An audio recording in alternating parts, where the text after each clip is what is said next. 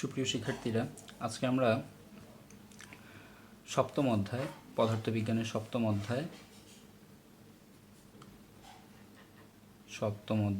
এই অধ্যায়ের নাম হচ্ছে তরঙ্গ ও শব্দ।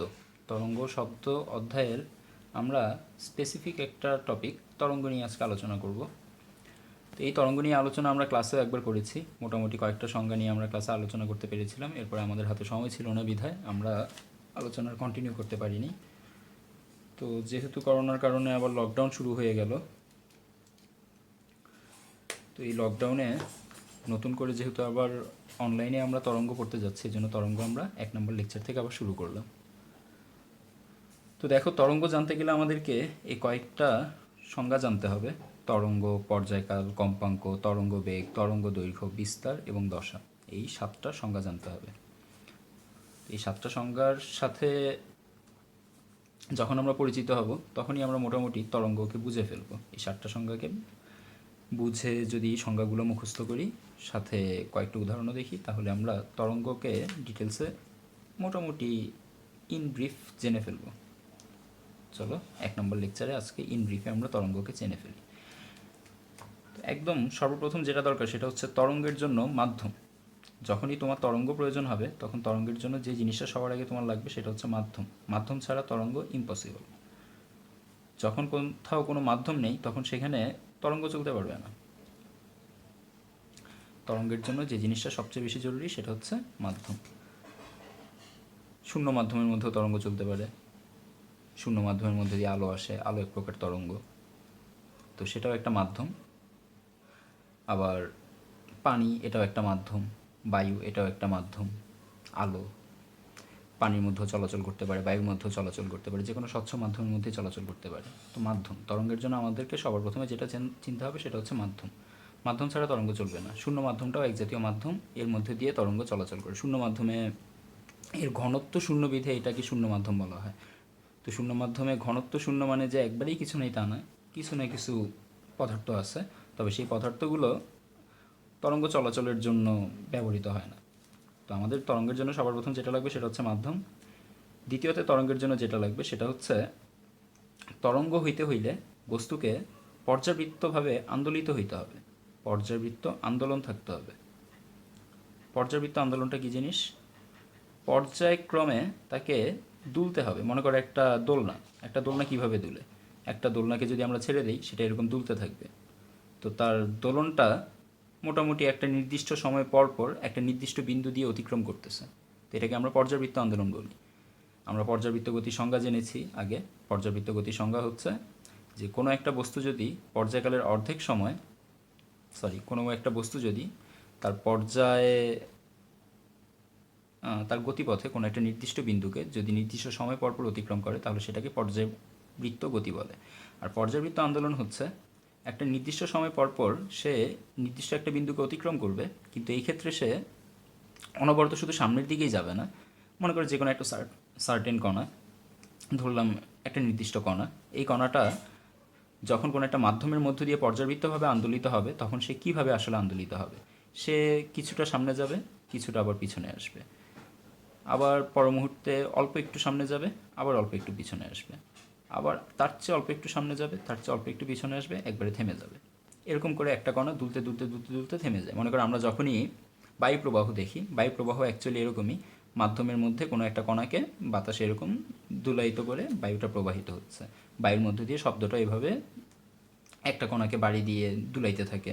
ওই কণাটা যতক্ষণ দুলে শব্দটার রেশ ওই জায়গাটাতে ততক্ষণ থেকে যায়। তো মাধ্যম লাগবে, পর্যাবৃত্ত আন্দোলন লাগবে। পর্যাবৃত্ত আন্দোলন মানে এটাকে আমরা টু অ্যান্ড ফ্রো মোশন বলি।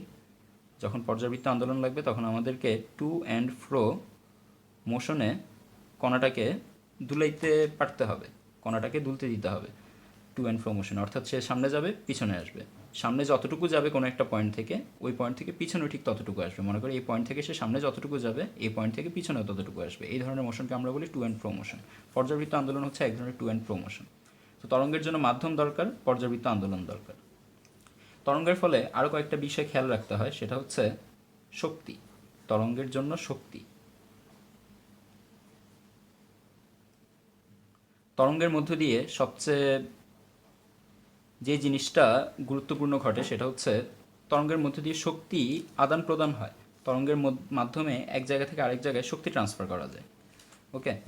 আর 4 নাম্বার আরেকটা হচ্ছে তরঙ্গের সময় যে জিনিসটা ঘটে না সেটা হচ্ছে যে কণাগুলা তরঙ্গের জন্য, মানে যে কণাগুলোর মাধ্যমে তরঙ্গটা সামনে বিস্তার ঘটতেছে, সামনে আস্তে আস্তে এগিয়ে চলতেছে, সেই তরঙ্গের কারণে কোনো কণাই একেবারে স্থায়ীভাবে স্থানচ্যুত হয় না। কিছুক্ষণের জন্য তারা ওই স্থানটাকে ঘিরে, মনে করো এইখানে একটা বায়ুকণা ছিল, এখানে একটা বায়ুকণা ছিল, এখানে একটা বায়ুকণা ছিল, তো যে কোনো একটা বায়ুকণা এই স্থানটাকে ঘিরে দুলতে থাকে, এই স্থানটাকে ঘিরে দুলতে দুলতে আবার এই স্থানের মধ্যেই চলে আসে, এই পয়েন্টেই চলে আসে। প্রত্যেকটা কণা এরকম, এই স্থানটাকে ঘিরে এই কণাটা একবার এইদিকে যাবে, আবার এখানে এসে একবার এইদিকে যাবে, এরকম করতে করতে আবার সে নিজের জায়গায় থেমে যাবে। প্রত্যেকটা কণা এরকম। তো তরঙ্গের মাধ্যমে আমরা দেখতে পাচ্ছি শক্তি স্থানান্তরিত হলেও কণা কিন্তু স্থানান্তরিত হয় না, মাধ্যমের কণা যেখানে ছিল সেখানেই থেকে যায়। এজন্য বলছি আমরা প্রথমেই যে মাধ্যম যেটাই হোক, সেই মাধ্যমের কণার উপর তরঙ্গের, সে মাধ্যমের কণার উপর তরঙ্গের কোনো কি বলে, তরঙ্গের কোনো প্রভাব নেই। কিন্তু আবার কিছু কিছু ক্ষেত্রে আমরা দেখব আছে, যেমন মনে করো শব্দ, শব্দ মাধ্যম যত বেশি ঘন হয় তত বেশি দ্রুত চলাচল করে। এরকম কিছু কিছু ঘটনা আমরা দেখব, যেই ঘটনাগুলোতে মাধ্যমের উপর তরঙ্গ ডিপেন্ড করে, কিন্তু অ্যাকচুয়ালি তরঙ্গ মাধ্যমের উপর ডিপেন্ড করে না। তরঙ্গ যে কোনো মাধ্যমে চলাচল করতে পারে। শব্দ স্পেসিফিক্যালি শূন্য মাধ্যমে চলাচল করতে পারে না। শব্দ এমন একটা তরঙ্গ, সে শূন্য মাধ্যমে চলাচল করতে পারে না। এছাড়া শূন্য মাধ্যমে অনেক তরঙ্গ আছে যেগুলো চলাচল করতে পারে। তরঙ্গের ফলে আমরা 3 নম্বরে জানলাম শক্তি আদান প্রদান হয়, তরঙ্গের ফলে শক্তি আদান প্রদান হয়। 4 নম্বরে যেটা জানবো সেটা হচ্ছে তরঙ্গের ফলে মাধ্যমের কণাগুলোর কোনো স্থায়ী স্থানান্তর ঘটে না। মাধ্যমের কণাগুলোর কোনো স্থায়ী স্থানান্তর ঘটে না, কণাগুলোর স্থায়ী স্থানান্তর ঘটে না।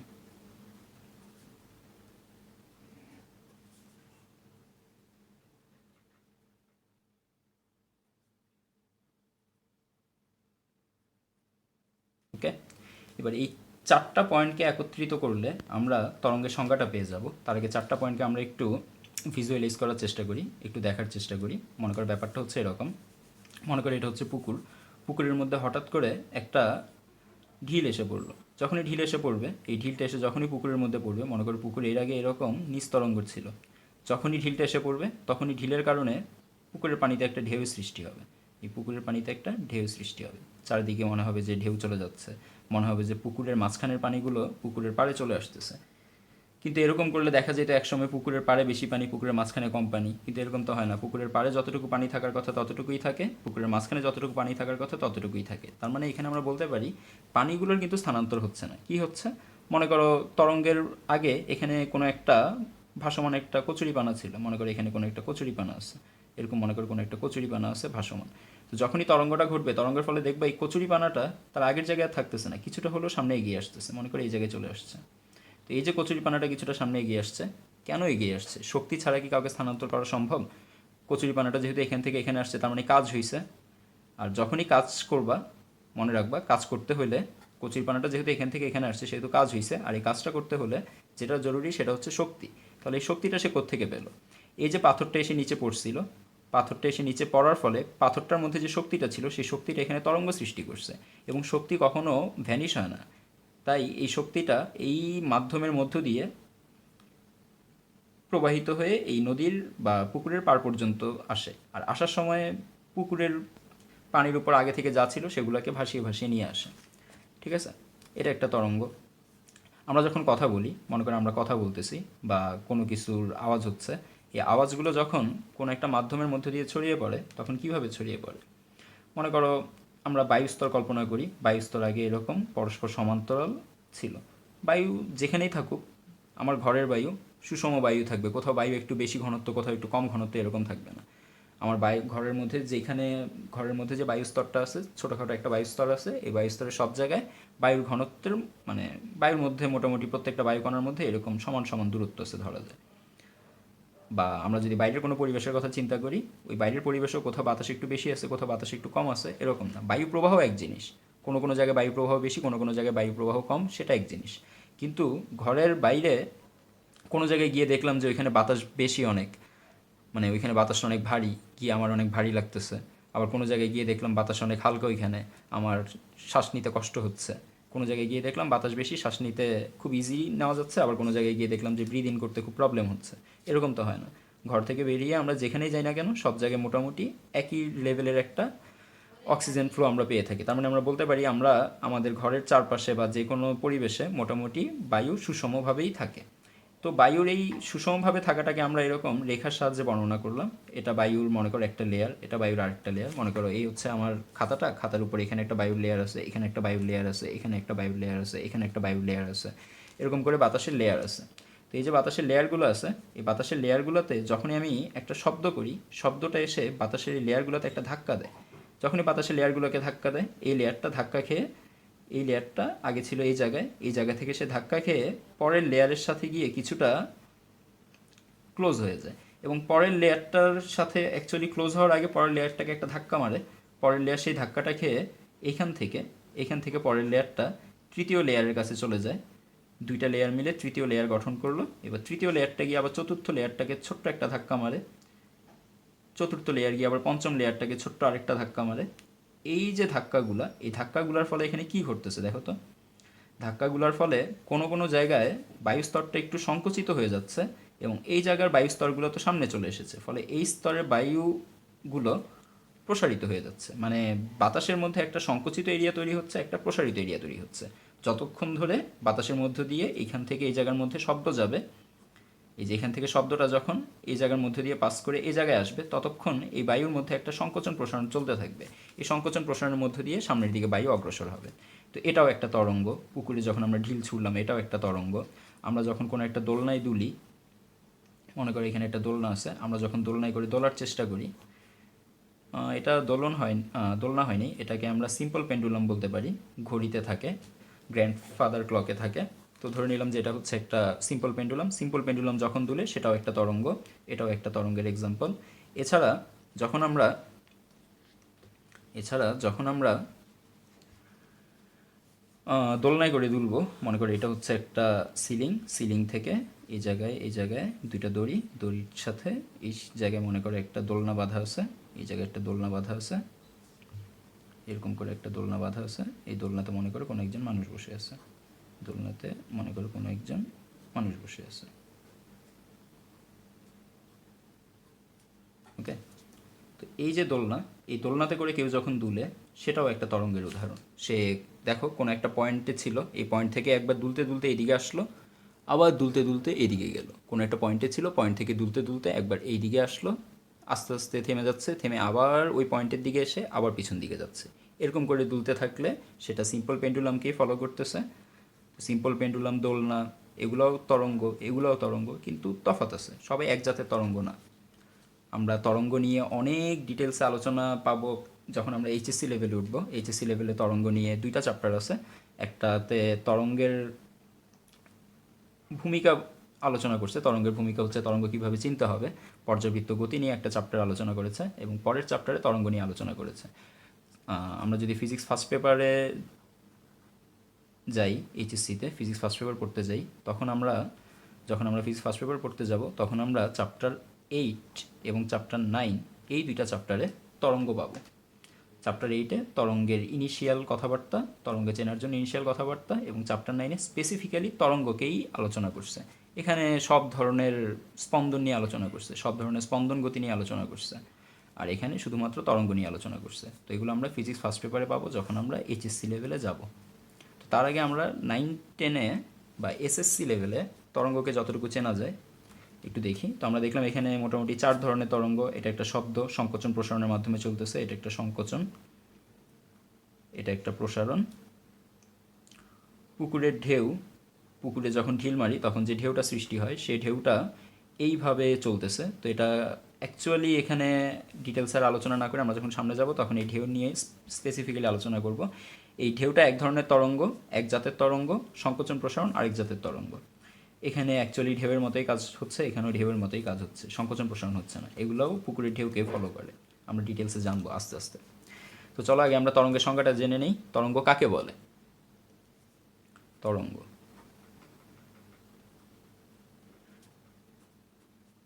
কোনো মাধ্যমে যে পর্যাবৃত্ত আন্দোলন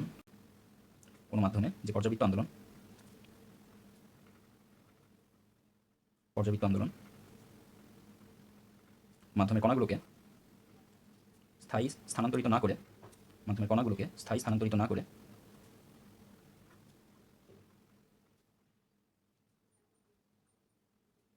শুধুমাত্র শক্তি স্থানান্তর করে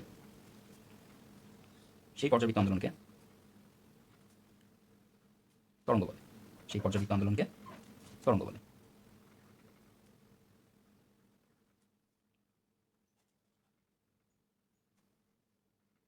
ওকে, এবার তরঙ্গ দেখে ফেললাম এখানে কিভাবে সৃষ্টি হয়। আমরা এই সংজ্ঞার সাথে একটা ডেমনস্ট্রেশন দেখি কিভাবে এই সংজ্ঞার সাথে তরঙ্গটা রিলেটেড। অ্যাকচুয়ালি মনে করি পুকুরের পানির কণাগুলোকে আমরা এরকম করে আঁকলাম। পুকুরে যখন আমরা দেখতেছি কোনো ঢিল ঢিল ছুটতেছে না, বাতাস এসে পুকুরের পানিকে ধাক্কা দিচ্ছে না, তখন পুকুরের পানিগুলো সব এরকম স্থির থাকবে। হঠাৎ করে যখন মনে করি এই প্রান্তে একটা ঢিল পড়বে, একটা ঢিল, একটা পাথর, একটা পাতা, যাই পড়ুক, একটা আম, যাই পড়ুক, সাথে সাথে এই কণাটা অনেক নিচে নেমে যাবে। ধাক্কা খেয়ে এই কণাটা অনেক নিচে নেমে যাবে। এই কণার সাথে সাথে এই কণাটাও কিছুটা নিচে নামবে, এই কণাটাও কিছুটা নিচে নামবে, এই কণাটার নামবে না। ওকে, এরপরে শক্তি তো এখনও রয়ে গেছে। এই কণার যেহেতু নামে নেই, শক্তি পুরোটা এখন এনাকে দিয়ে দিবে। ইনি এই শক্তিটা পেয়ে কিছুটা নিচে নামবে, ইনি এই শক্তিটা পেয়ে আবার কিছুটা নিচে নামবে, ইনি এই শক্তিটা পেয়ে আবার কিছুটা নিচে নামবে। তো এরকম আবার একটা লেভেল তৈরি হবে, আবার এরকম একটা লেভেল তৈরি হবে। তো দেখো এরকম করে একটা তরঙ্গ সৃষ্টি হয়ে যাচ্ছে। ওকে, আর অনেক কমপ্লেক্সভাবে বলা যায়, তো আমরা অনেক কমপ্লেক্সভাবে না বলে ইজিভাবে বলার চেষ্টা করতেছি। তোমাদের লেভেলের জন্য এটাই ইজি। আরও বড় লেভেলে গেলে জানবো অ্যাকচুয়ালি কীভাবে এখানে ওঠানামাটা করছে। অ্যাকচুয়ালি এই পয়েন্ট থেকে উপরে উঠবে নামবে, অ্যাকচুয়ালি এরকম উপরে উঠবে নামবে। ঠিক আছে, এই যে এরকম উপরে উঠবে। এই পয়েন্ট থেকে দেখো না, ঢেউ যে লেভেলে থাকে সেটা থেকে কিছুটা উপরে উঠে যায়। তো পানি যে লেভেলে ছিল সেখান থেকে ঢেউ কিছুটা উপরে উঠে গেছে, আবার কিছুটা ঢেউ নিচে নেমে গেছে, আবার কিছুটা ঢেউ উপরে উঠে যাবে, আবার কিছুটা ঢেউ নিচে নেমে যাবে। তো দেখো এখানে মাধ্যমের কোনো একটা কণা, এই কণাটা একবার উপরে যাবে, একবার নিচে যাবে, একবার উপরে যাবে, একবার নিচে যাবে। এই কণাটা কখনো তার জায়গা থেকে নড়বে না। সেম এই কণাটা, সেম এই কণাটা, সেম এই কণাটা, এই কণাটা তো নড়বেই না। আবার এই কণাটা, এই কণাটা, এই কণাটা, প্রত্যেকটা কণা একবার উপরে উঠবে, একবার নিচে নামবে। কখনো তারা তরঙ্গের সাথে চলবে না। দেখো ঢিলটা এই জায়গায় মারলে ঢেউ আস্তে আস্তে আস্তে আস্তে একবারে তীরে এসে একসময় পৌঁছাবে। তো যখন তীরে এসে পৌঁছাচ্ছে ঢেউটা, তখন এই কণাগুলো কি তীরে আসতেছে না, ঢেউয়ের মাধ্যমে শক্তিগুলো তীর পর্যন্ত আসতেছে, কিন্তু কণাগুলো জায়গাতেই থেকে যাচ্ছে। তো এই জন্য আমরা বলছি কোনো মাধ্যমে। এটা কোন মাধ্যম? যেহেতু পানির মধ্যে এই ঘটনাটা ঘটছে, তাহলে এটা হচ্ছে পানি মাধ্যম। পানি মাধ্যমে যে পর্যাবৃত্ত আন্দোলন মাধ্যমের কণাগুলোকে স্থায়ী স্থানান্তরিত না করে শুধুমাত্র শক্তি স্থানান্তর করে, সেই পর্যাবৃত্ত আন্দোলনকে আমরা তরঙ্গ বলতেছি। তাহলে এটা হচ্ছে তরঙ্গ। বাতাসের মধ্যে দিয়েও যখন শব্দ যায় সেমভাবে যায়। এখানে তো একটা ঢিল ছুঁড়ে আমরা তরঙ্গ সৃষ্টি করলাম। বাতাসের মধ্যে দিয়ে আমরা বায়ু মাধ্যমে, অর্থাৎ আমাদের চারপাশে যে বাতাস আছে, এই বাতাস মাধ্যমকে বায়ু মাধ্যম বলে পদার্থবিজ্ঞানের ভাষায়। তো আমরা যখন বায়ু মাধ্যমে কোনো একটা শব্দ করি, সাথে সাথে শব্দটা গিয়ে বায়ু মাধ্যমের আমার একদম নিকটবর্তী মুখের সামনে যে বাতাসের লেয়ারটা আছে, এই লেয়ারটাকে একটা ধাক্কা মারে। এবং এই ধাক্কাটা মারার ফলে কি ঘটে? ধাক্কাটা মারার ফলে বাতাসের যে কণাগুলো আছে, এই কণাগুলো তার নিজের জায়গা থেকে, কণাগুলো তার নিজের জায়গা থেকে এরকম সামনে পিছনে দুলতে থাকে। এবং সামনে পিছনে দুলার মাধ্যমে তারা এক কর্নার থেকে আরেক কর্নারে শব্দটা পৌঁছে দেয়। বাতাসগুলোকে পৌঁছে দেয় না। বাতাসগুলোকে পৌঁছে দিলে শুধুমাত্র আমি একবার কথা বলি, সব বাতাস চলে যেত। পরেরবার কথা বলার জন্য আর বাতাস পাওয়া যেত না। দেখা যেত যে বাতাস হিসাব করে করে কথা বলতে হইতেছে। তো এই জন্য আমরা এভাবে বলে থাকি যে তরঙ্গের ফলে মাধ্যমের কণাগুলো শুধু আন্দোলন ঘটে, কণাগুলো তার জায়গা থেকে শুধুমাত্র আন্দোলিত হয়, স্থানান্তর ঘটে না। কণাগুলো সামনে পিছনে যায় না, কণাগুলো তরঙ্গের সাথে সাথে চলাচল করে না। তরঙ্গগুলো তার জায়গা থেকে আন্দোলিত হয়, শুধুমাত্র শক্তি স্থানান্তর করে, সেগুলোকে আমরা তরঙ্গ বলি। তরঙ্গ দুই প্রকারের আছে। দুই প্রকারের তরঙ্গ কী কী? প্রথম হচ্ছে তরঙ্গের প্রথম প্রকারটা হচ্ছে অনুদৈর্ঘ্য তরঙ্গ। অনুদৈর্ঘ্য তরঙ্গ। এবং দ্বিতীয় যেটা আছে সেটা হচ্ছে অনুপ্রস্থ তরঙ্গ। অনুপ্রস্থ তরঙ্গ। ওকে, এবার অনুদৈর্ঘ্য তরঙ্গ কী জিনিস? অনুদৈর্ঘ্য তরঙ্গ জানার জন্য আমাদেরকে যেটা জানতে হবে সবার আগে, সেটা হচ্ছে সংজ্ঞা। অনুদৈর্ঘ্য তরঙ্গের সংজ্ঞা। তো এক নম্বরে অনুদৈর্ঘ্য তরঙ্গের সংজ্ঞা হচ্ছে যে তরঙ্গ মাধ্যমিক দিকের সাথে সমান্তরালে চলাচল করে, বা যে তরঙ্গ মাধ্যমিক দিকের সাথে সমান্তরালে থাকে। যে তরঙ্গ মাধ্যমিক দিকের সাথে সমান্তরালে থাকে, মাধ্যমের তরঙ্গের দিকের সাথে, যে তরঙ্গ মাধ্যমের তরঙ্গ বেগের দিকের সাথে, তরঙ্গ বেগ স্পেসিফিক করে বলি আলো, যদি এই কথাটা সঙ্গে অ্যাড না করলে তেমন কোনো সমস্যা হবে না, সরি। তো যে তরঙ্গ মাধ্যমের তরঙ্গ বেগের দিকের সাথে সমান্তরালে চলাচল করে, সমান্তরালে চলাচল করে, সেই তরঙ্গকে আমরা বলি অনুদৈর্ঘ্য তরঙ্গ। সেই তরঙ্গকে অনুদৈর্ঘ্য তরঙ্গ বলে। অনুদৈর্ঘ্য তরঙ্গ বলে। যেমন আমরা নিতে পারি, যেমন হচ্ছে শব্দ, শব্দ একটি অনুদৈর্ঘ্য তরঙ্গ। তো যেমন ধরো শব্দ আর কি থাকতে পারে, যেমন মনে করো আল্ট্রাসনিক সাউন্ড, আল্ট্রাসনিক শব্দ, আল্ট্রাসনিক শব্দ। আর কি থাকতে পারে, আল্ট্রাসনিক শব্দ। এছাড়া থাকতে পারে মনে করো যে সুনামির ফলে যে ঢেউ সৃষ্টি হয়, সেই সুনামির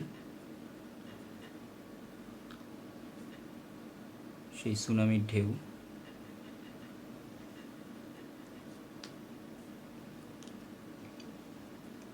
এছাড়া যখন কোনো জায়গায় ভাইব্রেটিং হয়, ভাইব্রেটিংয়ের ফলে যে তরঙ্গটা সৃষ্টি হয় সেটাও অনুদৈর্ঘ্য তরঙ্গ।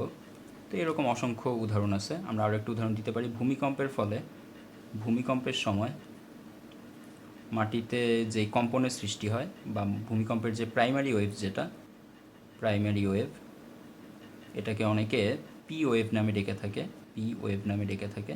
তো এই সবগুলো হচ্ছে অনুদৈর্ঘ্য তরঙ্গের উদাহরণ। ওকে, আচ্ছা। তো অনুদৈর্ঘ্য তরঙ্গটা দেখতে কীরকম, এখানে বলেছি যে তরঙ্গ মাধ্যমিক দিকের সাথে সমান্তরালে চলাচল করে সেই তরঙ্গকে অনুদৈর্ঘ্য তরঙ্গ বলে। মাধ্যমিক দিকের সাথে সমান্তরালে চলাচল করা ছাড়াও অনুদৈর্ঘ্য তরঙ্গের আরেকটা স্পেসিফিক্যালি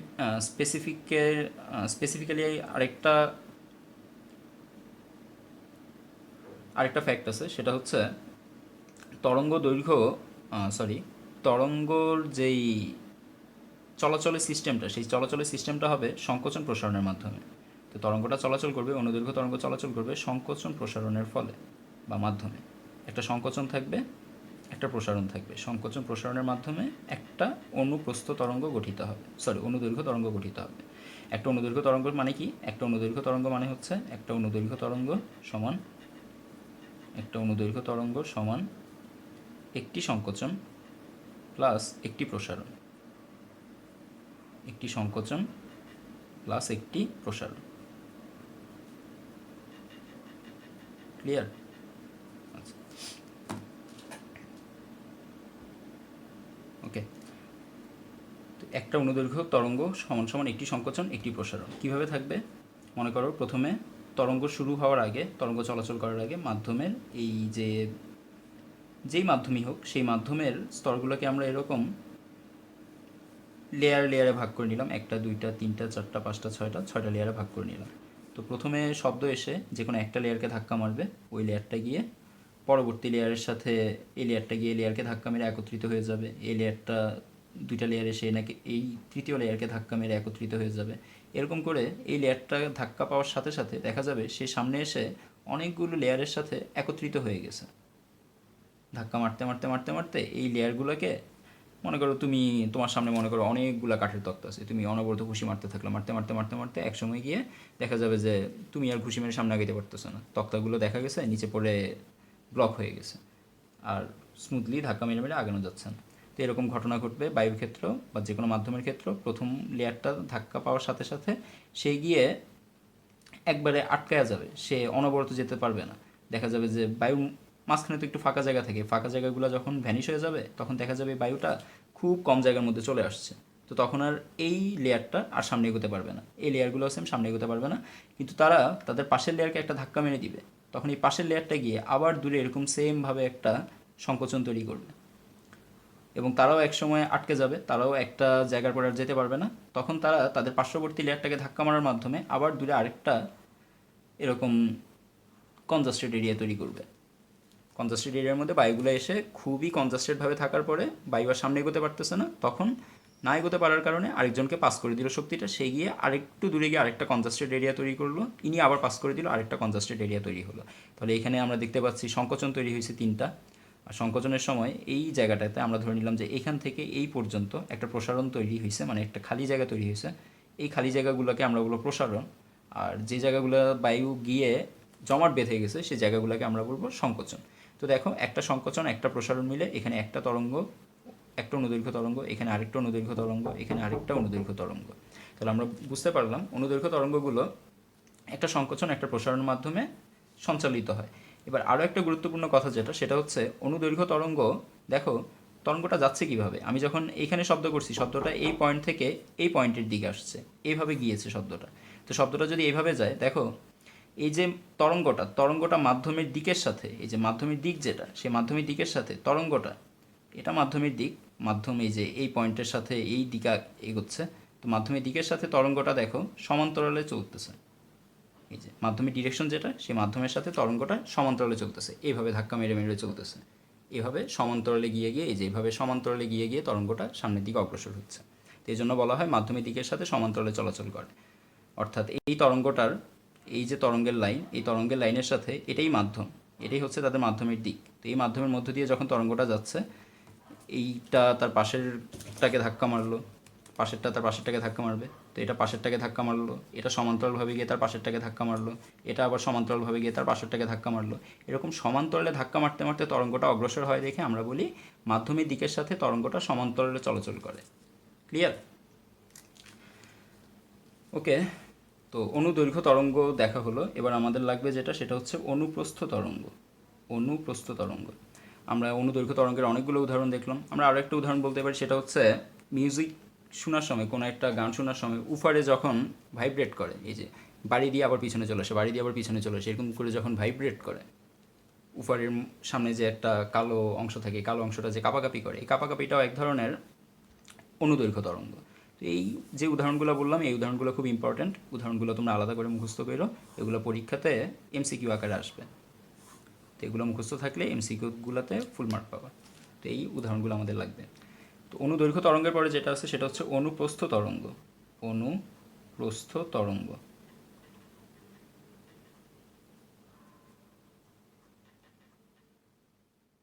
আচ্ছা কাকে বলে অনুপ্রস্থ তরঙ্গ?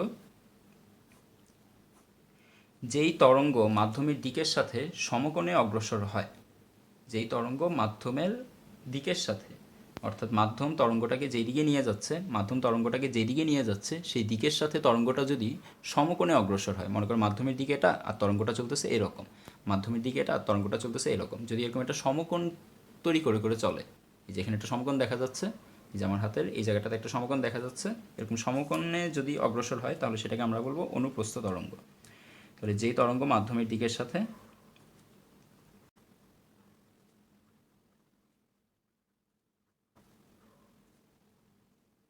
মাধ্যমিক দিকের সাথে সমকোণে অগ্রসর হয়,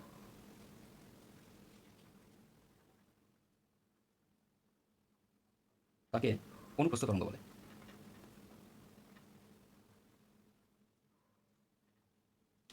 অনুদৈর্ঘ্যতে যেরকম একটা সংকোচন একটা প্রসারণ থাকে, সেরকম অনুপ্রস্থতে কী থাকে আগে একটু যেমন দেখে নিই। যেমন কি কি যেমন আছে, যেমন মনে করো পানিতে ঢেউ, যে কোনো ধরনের পানিতে ঢেউ, সমুদ্র, নদী, পুকুর, যে কোনো পানিতে যে কোনো ধরনের ঢেউ, পানির ঢেউ, এগুলো সব অনুপ্রস্থ তরঙ্গ। কিভাবে একটু পরে আমরা দেখব। আর কি আছে পানির ঢেউ ছাড়া?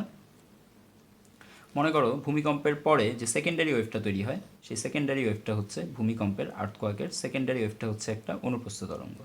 আর কি হতে পারে অনুপ্রস্থ তরঙ্গ? আলো। আলো ছাড়া এই পৃথিবীতে কোনো শক্তি নেই, আলোই দুনিয়ার সকল শক্তি, তো আলো হচ্ছে অনুপ্রস্থ তরঙ্গ। আর কি আছে? যে কোনো ধরনের তাড়িৎচুম্বক তরঙ্গ, তাড়িৎচুম্বক বর্ণালী, আলো এক জাতীয় তাড়িৎচুম্বক বর্ণালী। আলো ছাড়াও মনে করো আর কি কি তাড়িৎচুম্বক, মানে তাড়িৎচুম্বক বর্ণালী তার কি কি তাড়িৎচুম্বক তরঙ্গ আছে।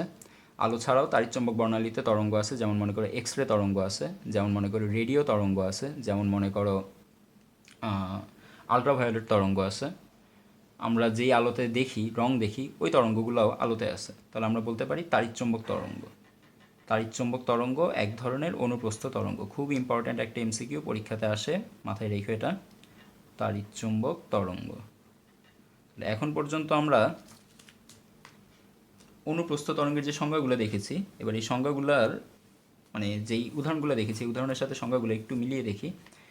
যে তরঙ্গ মাধ্যমিক দিকের সাথে সমকোণে অগ্রসর হয় তাকে অনুপ্রস্থ তরঙ্গ বলে। খেয়াল করো, আমরা যখন পানির ঢেউ এঁকেছিলাম, পানির ঢেউ এখানে একটা আঘাত পাওয়ার পরে এই পানির ঢেউটা ধরে নিলাম সে আঘাত পেয়ে নিচে চলে গেছে, বা সে ধরে নিলাম যে এখানেই ছিল, পানির ঢেউটা এখানেই ছিল, সে তার শক্তিটা পাশের জনকে পাস করে দিছে, পাশের জন শক্তিটা নিয়ে কিছুটা উপরে উঠছে, তার পাশের জন শক্তিটা নিয়ে তার চেয়ে বেশি উপরে উঠছে।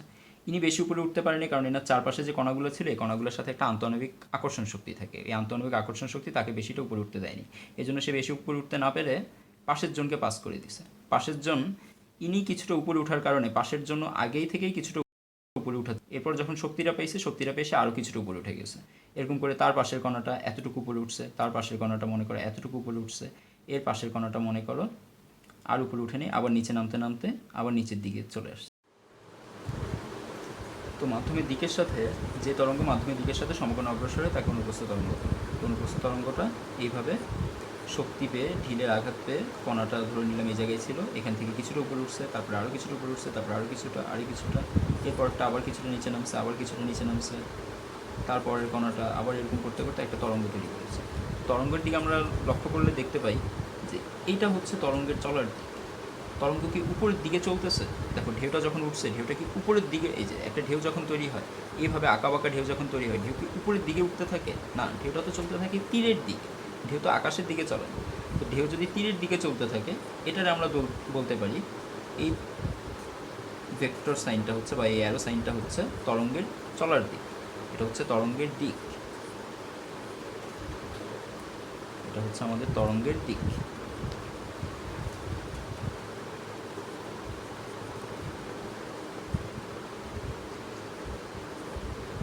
এটা হচ্ছে আমাদের তরঙ্গের দিক। তরঙ্গের দিকের সাথে আমরা এদিকে যদি একটু লক্ষ্য করি তাহলে দেখতে পাই এই যে একটা কণা, এই কণাটা আন্দোলিত হয়েছিল মাধ্যমের সাথে সমকোণে। এই কণাটাও মাধ্যমের দিকের সাথে সমকোণে আন্দোলিত হয়ে উপরে উঠেছে। দেখো এই হচ্ছে মাধ্যমের দিক, এই হচ্ছে কণাটার আন্দোলনের দিক, অর্থাৎ তরঙ্গের দিক। ঠিক আছে, এটা হচ্ছে তরঙ্গ। তরঙ্গটা এরকম মাধ্যমের দিকের সাথে সমকোণে আছে। তরঙ্গ কোনটা? যে পর্যাবৃত্ত আন্দোলনটা শক্তি স্থানান্তর করতেছে সেটাই হচ্ছে তরঙ্গ। তাহলে দেখো তরঙ্গটা এখানে প্রত্যেকটা মোমেন্টে এই যে তরঙ্গটা, এই যে কণাগুলো, এই কণাগুলো যখনই লাফ দিয়েছে তখনই মাধ্যমের ডিরেকশনের সাথে সমকোণে একটা লাফ দিয়েছে, লাফ দিয়ে আবার নিচে নেমে এসেছে। এই কণাটা আজীবন এখানে থাকবে না, আবার এটা আস্তে আস্তে নিচে নামবে, আস্তে আস্তে নিচে নামতে এই পর্যন্ত আসবে। প্রত্যেকটা কণাই তার জায়গায় থেকে, প্রত্যেকটা কণাই এই কণাটাই তার জায়গা থেকে একবার এই হাইয়েস্ট পর্যন্ত উঠবে, আবার এই লোয়েস্ট পর্যন্ত নামবে, আবার এই কণাটাও একবার হাইয়েস্ট পর্যন্ত উঠবে, আবার একবার লোয়েস্ট পর্যন্ত নামবে। এটা যখন আবার হাইয়েস্টে উঠতেছে, এটা একদম হাইয়েস্ট পর্যন্ত উঠতে পারবে না, তার চেয়ে একটু কম, এটা তার চেয়ে একটু কম, এটা তার চেয়ে একটু কম, অর্থাৎ এই কণাটা যখন হাইয়েস্টে উঠবে তখন এরকমভাবে আবার একটা তরঙ্গ তৈরি হয়। যে কণাটা হাইয়েস্টে উঠছে তার পাশের কণাটা, এই যে ধরে নিলাম এই কণাটা হাইয়েস্টে উঠছে, তার পাশের কণাটা একটু কম, তার পাশের কণাটা একটু কম, এরকম করতে করতে আবার আরেকটা তরঙ্গ তৈরি হয়। প্রতি মোমেন্টে এখানে নতুন নতুন করে তরঙ্গ তৈরি হবে এবং প্রত্যেক মোমেন্টে এখানে তরঙ্গের জন্য ডিফারেন্ট ইকুয়েশন আমরা পাবো পরের ক্লাসে গেলে। আপাতত তরঙ্গের জন্য ইকুয়েশন আছে, এত কিছু মাথায় রাখার দরকার নেই। তরঙ্গ এটা হচ্ছে আমাদের অনুপ্রস্থ তরঙ্গ।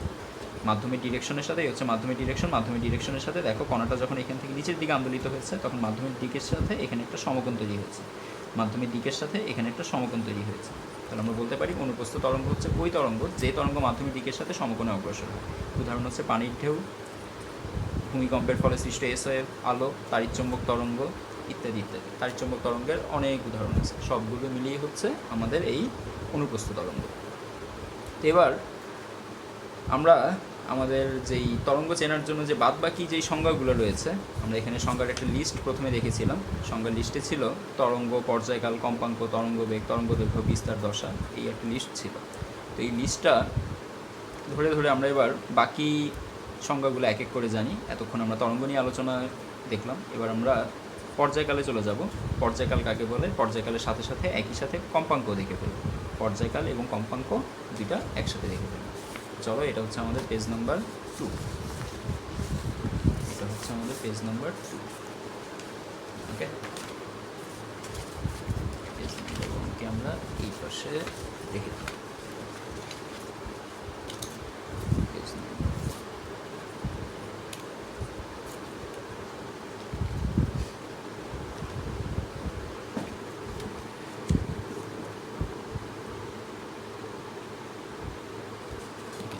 তো এবার আমরা যেটা দেখব সেটা হচ্ছে পর্যায়কাল কাকে বলে।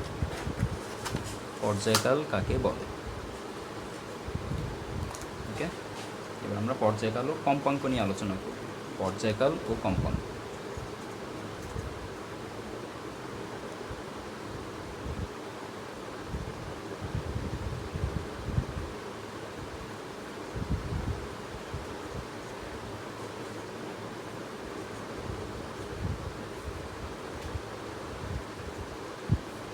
পর্যায়কাল হচ্ছে টাইম পিরিয়ড, কম্পাঙ্ক হচ্ছে ফ্রিকোয়েন্সি। এখানে আমরা অনুদৈর্ঘ্য এবং অনুপ্রস্থ তরঙ্গ যেটা দেখেছিলাম এগুলোর ইংরেজি হচ্ছে অনুদৈর্ঘ্য তরঙ্গকে লঙ্গিটিউডিনাল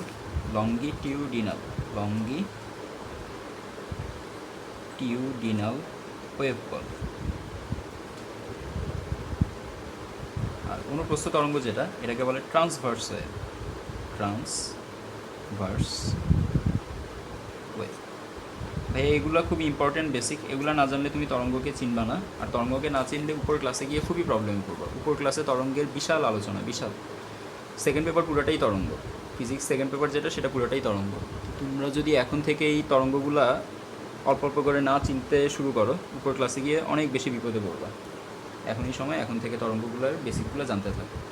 এবার আমরা দেখব পর্যায়কাল ও কম্পাঙ্ক কাকে বলে। পর্যায়কাল কাকে বলে? মনে করো কোনো একটা, আমরা একটা দোলনা দিয়ে বোঝার চেষ্টা করি, দোলনা দিয়ে বুঝতে ইজি হবে। অন্যান্য এক্সাম্পলগুলো একটু কমপ্লিকেটেড। সব ক্ষেত্রেই পর্যায়কালের একই ডেফিনেশন, একইভাবে হিসাব হবে। তবে অন্যান্য এক্সাম্পলগুলোতে যেমন মনে করো পানির তরঙ্গ, যেমন মনে করো যে শব্দ তরঙ্গ, এই তরঙ্গগুলা পর্যায়কাল যদি ওই তরঙ্গগুলো দিয়ে আমরা বুঝতে যাই তাহলে পর্যায়কালটা অত ইজিলি আমরা ক্যাচ করতে পারবো না। আমরা পর্যায়কালকে সিম্পল পেন্ডুলামের কনসেপ্ট থেকে বোঝার চেষ্টা করি। সিম্পল পেন্ডুলাম, ওকে। কীভাবে করা যাবে? একটা সিম্পল পেন্ডুলাম প্রথমে দুলতে দুলতে এই পর্যন্ত আসলো, তারপরে এখান থেকে দোলা শুরু করে এখান থেকে এসে কিছুটা থেমে আবার নিচে পড়তে পড়তে পড়তে পড়তে যখন এখানে আসবে তখন তার বেগ হয়ে যাবে আবার সর্বোচ্চ। এখান থেকে আবার সর্বোচ্চ বেগে উপরে উঠতে উঠতে এই জায়গায় এসে তার বেগ হয়ে যাবে 0। এখানে এসে কিছুক্ষণের জন্য, এক মুহূর্তের জন্য এখানে থামবে, এখানে এসে এক মুহূর্তের জন্য থামবে, আবার এখানে এসে এক মুহূর্তের জন্য থামবে। তো এটা হচ্ছে একটা সরল দোলক। সিম্পল পেন্ডুলামের বাংলা হচ্ছে সরল দোলক। তো এই সরল দোলকটার এখানে কাজ কী? এই সরল দোলকটার এখানে কাজ হচ্ছে, দেখো আমরা ধরে নিয়েছি আমাদের যাত্রা শুরু হয়েছিল এখান থেকে, এই পয়েন্টটা থেকে আমরা যাত্রা শুরু করেছিলাম, এই পয়েন্ট থেকে আমরা এই পর্যন্ত গিয়েছি, গিয়ে আবার আমরা ফেরত আস্তে আস্তে আস্তে আস্তে এই পয়েন্টে এসে আবার যখন এই জায়গায় ফেরত আসবো তখন এটাকে বলবো আমরা একটা পূর্ণ স্পন্দন। একটা কমপ্লিট ভাইব্রেশন বলতে পারো, একটা কমপ্লিট সিম্পল হারমোনিক মোশন বলতে পারো। সিম্পল হারমোনিক মোশন হচ্ছে সরল ছন্দিত স্পন্দনের সংক্ষিপ্ত রূপ। সিম্পল হারমোনিক মোশন, সরল ছন্দিত স্পন্দন। তো কীভাবে হচ্ছে সরল ছন্দিত স্পন্দন? যখন কণাটা এখান থেকে প্রথমবার যাত্রা শুরু করেছে তখন সে এদিকে যাওয়া শুরু করেছিল, এইখান থেকে এই ডিরেকশনে যেতে যেতে একবার এই বিন্দুতে আসলো, এসে আবার যখন পূর্বের অবস্থানে ফেরত আসতেছে তখন একই ডিরেকশন থেকে কিন্তু ফেরত আসতেছে না, অন্য ডিরেকশন থেকে ফেরত আসতেছে। তো আমাদের কণাটা যেই বিন্দু থেকে যাত্রা শুরু করেছিল সেই বিন্দুতে আসতে হবে একটা পূর্ণ স্পন্দনের শর্ত। এটাকে আমরা পূর্ণ স্পন্দনের শর্ত নামে ডাকতে পারি। পূর্ণ স্পন্দনের শর্ত কী হচ্ছে? শর্তটা, পূর্ণ স্পন্দনের শর্তটা হলো এই বিন্দু থেকে যাত্রা শুরু করেছে, আবার এই বিন্দুতেই ফেরত আসতে হবে, একই বিন্দুতে ফেরত আসতে হবে এবং একই দিক থেকে ফেরত আসতে হবে। এই হচ্ছে দুইটা ইম্পর্টেন্ট কথা, একই দিক থেকে ফেরত আসতে হবে।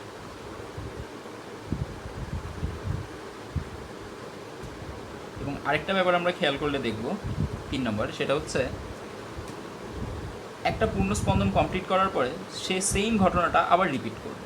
মনে করে এখান থেকে গিয়ে আবার এই জায়গায় এসে এই পর্যন্ত আসলে একটা পূর্ণ স্পন্দন কমপ্লিট হলো। আবার খেয়াল করো, এখান থেকে গেলাম, গিয়ে বেগ 0 হইলো, আবার আস্তে আস্তে নামতে নামতে এখানে বেগ সর্বোচ্চ, আবার আস্তে আস্তে বেগ কমতে কমতে এখানে 0, আবার এখান থেকে আস্তে আস্তে আস্তে আস্তে এই পয়েন্টে যখন আবার রিটার্ন করলাম তখন একটা পূর্ণ স্পন্দন হবে। এখান থেকে একবার গেলাম, আবার এখান থেকে পুরোটাই গেলাম, আবার এই পর্যন্ত আসলাম, একটা পূর্ণ স্পন্দন। গেলাম, পুরোটা গেলাম, আবার এই পর্যন্ত আসলাম, একটা পূর্ণ স্পন্দন। একটা পূর্ণ স্পন্দনের পরে দেখো, একটা পূর্ণ স্পন্দন কমপ্লিট হওয়ার পরে গোলকটাকে এখানে থেমে থাকবে, গোলকটা পূর্ণ স্পন্দন কমপ্লিট করার পরে আবার এদিকে যাবে। দেখো এখান থেকে গেল, পুরোটা গেল, আবার এই পর্যন্ত আসলো, একটা পূর্ণ স্পন্দন হলো, থামবে না কিন্তু, আবার সামনের দিকে যেতে থাকবে, গিয়ে আবার বেগ 0 হবে, আবার নিচে নামবে, আবার এখানে এসে বেগ ম্যাক্সিমাম হয়ে যাবে, বেগ আবার এখান থেকে উপরে যেতে যেতে 0, আবার এখানে এসে আরেকটা পূর্ণ স্পন্দন।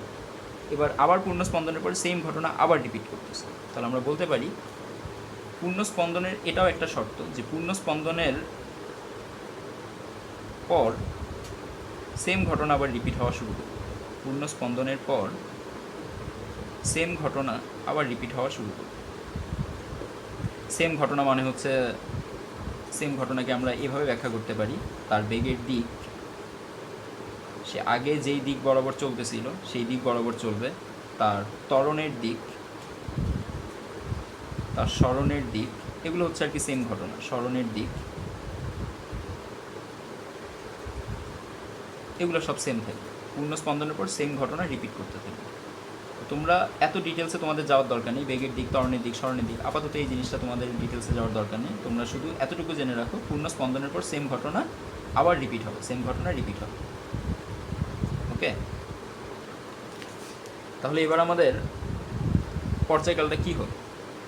যে বিন্দু থেকে যাত্রা শুরু করেছে ঘুরে ফিরে আবার যখন সেই বিন্দুতে আসতেছে, তখন দেখো একই ডিরেকশন থেকে আসতেছে কি। ওই বিন্দুতে তো আসলো, এটা তো মাস্ট।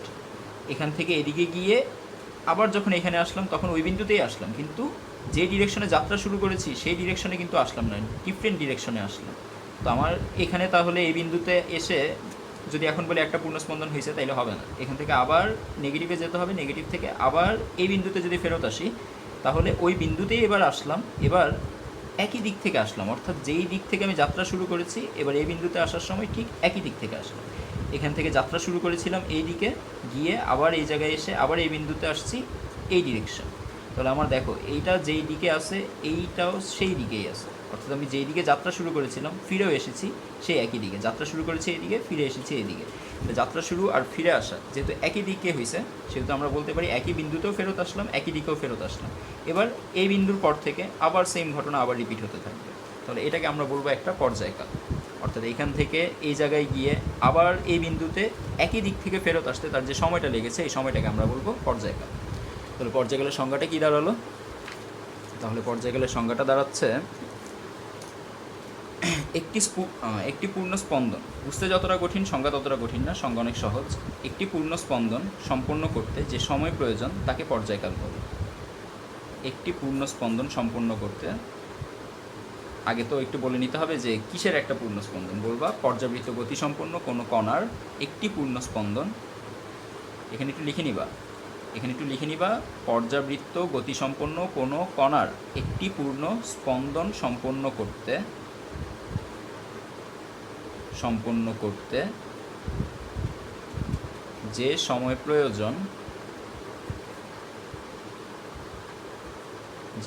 প্রয়োজন তাকে পর্যায়কাল বলে।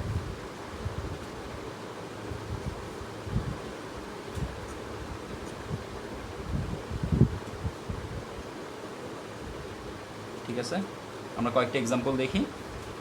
মনে করো পানির ঢেউয়ে একটা পূর্ণ স্পন্দন কীভাবে কমপ্লিট হইল। এখান থেকে শুরু করে আবার যখন এই পয়েন্টে ফেরত আসতেছে, এটা আমরা সাম্য অবস্থান ধরে রাখলাম। তো সাম্য অবস্থান থেকে যাত্রা শুরু করলো, সাম্য অবস্থান থেকে যাত্রা শুরু করে আবার সাম্য অবস্থানে আসলো, কিন্তু সাম্য অবস্থানে থেকে এই লাইনটার আমরা বলবো সাম্য অবস্থান। এখানে এই পয়েন্টটা হচ্ছে সাম্য অবস্থান। সাম্য অবস্থান থেকে যাত্রা শুরু করে আবার সাম্য অবস্থানে যখন আসলো একই দিক থেকে, সেটা হচ্ছে পূর্ণ স্পন্দন। দেখি এখানে আরেকবার, সাম্য অবস্থান থেকে যাত্রা শুরু করে আবার সাম্য অবস্থানে একই দিক থেকে, সাম্য অবস্থানে যাত্রা শুরু করেছিল এদিকে, আবার সাম্য অবস্থানে একই দিকে ফেরত আসছে। তাহলে এইখান থেকে সাম্য অবস্থান থেকে যাত্রা শুরু করে আবার এই জায়গায় এসে একই ডিরেকশন থেকে আসতে যে সময়টা লাগলো সেটার আমরা বলতেছি পর্যায়কাল।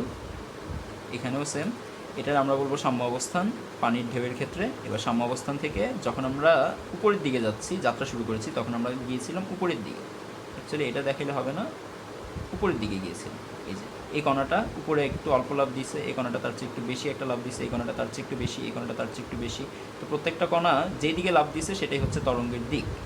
ওকে, তো খেয়াল করো, প্রথমবার আমি যাত্রা শুরু করেছিলাম উপরের দিকে, সাম্য অবস্থান থেকে উপরের দিকে যাত্রা শুরু করে কণাটা আবার সাম্য অবস্থানে ফেরত আসলো। দেখো সাম্য অবস্থানে যখন ফেরত আসছে সেটা কি উপরের দিক থেকে আসছে, মানে সেটা কি উপরের দিকে হইল ফেরত আসাটা? না, এটা তো আসলো নিচের দিকে, তাই না? এটা কি উপরের দিকে গেল? এই যে কণাটা যখন আস্তে আস্তে এই কণাটাও উপরের দিকে যাচ্ছে, এটাও উপরের দিকে যাচ্ছে, এটাও উপরের দিকে যাচ্ছে, এটাও উপরের দিকে, এই কণাটা উপরে, কিন্তু তার পরের কণাটা নিচে নামতেছে, এই পরের কণাটা আবার নিচে, এরকম করতে করতে এই কণাটা যখন সাম্য অবস্থানে আসছে তখন তো সে নিচের দিকে ছিল। আবার এই কণাটার কথা চিন্তা করো, এই কণাটাও নিচে, এই কণাটাও নিচে, এই কণাটাও নিচে, এই কণাটাও নিচে, কিন্তু এর পরের কণাটা দেখো, এর পরের কণাটা কিছুটা উপরে উঠতেছে, এই কণাটা নিচে ছিল, তারপরের কণাটা কিছুটা উপরে উঠতেছে, এর পরের কণাটা তার চেয়ে বেশি উপরে উঠছে, এর পরের কণাটা আরেকটু উপরে উঠছে। এই কণাটা দেখো সাম্য অবস্থানে ফেরত আসছে এবং নিচ থেকে উপরে উঠতেছে। এই কণাটাও নিচ থেকে উপরের দিকে উঠতেছিল, সাম্য অবস্থান থেকে যখন যাত্রা শুরু করেছে তখন এই কণাটাও নিচ থেকে উপরে উঠতেছিল, এবং এই কণাটাও যখন সাম্য অবস্থানে আবার ফেরত এসেছে তখন নিচ থেকে উপরে উঠতেছে। তাহলে এই কণাটা সাম্য অবস্থানে আছে, এই কণাটাও সাম্য অবস্থানে আছে। অর্থাৎ এই কণাটা যে দিক থেকে যাত্রা শুরু করেছে এই কণাটা সেম একই দিক থেকে আবার যাত্রা শুরু করবে। তাহলে এই পয়েন্ট থেকে এই পয়েন্ট পর্যন্ত পুরো ডিস্টেন্সটাকে আমরা বলবো একটা পর্যায়কাল। ঠিক আছে, এই ডিস্টেন্স না, এই পয়েন্ট থেকে এই পয়েন্ট পর্যন্ত আসতে যে টাইমটা লাগলো, যে সময়টা লাগলো, সেই সময়টাকে আমরা বলবো পর্যায়কাল। কণাটা এখান থেকে একটা লাফ দিছে, মনে করি ব্যাপারটা এরকম, আমরা এখানে অনেকগুলা কলম রাখলাম, তো এই কণাটা লাফ দিয়ে একটু উপরে উঠছে, এটা আরেকটু উপরে উঠছে, এটা আরেকটু উপরে উঠছে, এটা আরেকটু উপরে উঠছে, কিন্তু তার পরের কণাটা এই যে দেখো 3 নম্বর কলমটা একটু উপরে ওঠার পর 4 নম্বর কলমটা একটু নিচে নামছে, 5 নম্বর কলমটা আরেকটু নিচে নামবে, 6 নম্বর কলমটা আরেকটু নিচে নামবে। এরকম করে তারা যখন একটা তরঙ্গ গঠন করবে, দেখো এই তরঙ্গটা যাওয়া শুরু করেছিল উপরের দিকে, এই কলমটা উপরের দিকে যাচ্ছিল, এটা উপরের দিকে, এটা উপরের দিকে, কিন্তু এটা তো নিচের দিকে নামতেছে, এটাও নিচের দিকে, এটাও নিচের দিকে নামতেছে। নামতে নামতে কণাটা উপরে উঠলো, এই কণাটা উপরে উঠলো, এই কণাটা উপরে উঠলো, আর পরের কণাগুলো নামতে নামতে সাম্য অবস্থানে ফেরত আসলো। সেমভাবে আমরা বলতে পারি এই কণাগুলো সাম্য অবস্থান থেকে নিচে নামতেছে, নিচে নামতেছে, নিচে নামতেছে, কিন্তু এই কণাটা সাম্য অবস্থান থেকে নিচে নামতেছে না, এই সাম্য অবস্থানের দিকে উঠতেছে। সাম্য অবস্থান থেকে উঠতে উঠতে এই কণাটা একদম সাম্য অবস্থানে চলে আসছে, এই কণাটা সাম্য অবস্থান থেকে যাত্রা শুরু করেছে, এই কণাটা আবার সাম্য অবস্থানে ফেরত আসছে। তাহলে পানির ঢেউয়ের ক্ষেত্রে আমরা বলবো সাম্য অবস্থান থেকে যাত্রা শুরু করে আবার সাম্য অবস্থানে আসতে যে সময়টা লাগবে সেই সময়টা হচ্ছে পর্যায়কাল। এখানে সাম্য অবস্থান থেকে যাত্রা শুরু করে আবার সাম্য অবস্থানে আসতে যে সময় সেটা হচ্ছে পর্যায়কাল। ঠিক আছে, আমরা চাইলে পর্যায়কালের আরও একটা সংজ্ঞায় এখানে লিখতে পারি, সাম্য অবস্থান থেকে যাত্রা শুরু করে আবার সাম্য অবস্থানে আসতে যে সময়টা লাগবে সেটা হচ্ছে পর্যায়কাল। সাম্য অবস্থান হতে, এই সংজ্ঞাটা সবসময় ইউজ করা যাবে না, কারণ সবসময় যে তরঙ্গ সাম্য অবস্থান থেকে শুরু হবে তা কিন্তু না। এই জন্য আমরা বলবো সাম্য অবস্থান হতে, জাস্ট বোঝার জন্য বলবো, সাম্য অবস্থান হতে যাত্রা শুরু করে আবার সাম্য অবস্থানে আসতে, আবার সাম্য অবস্থানে আসতে যে সময় লাগবে, আসতে যে সময় লাগবে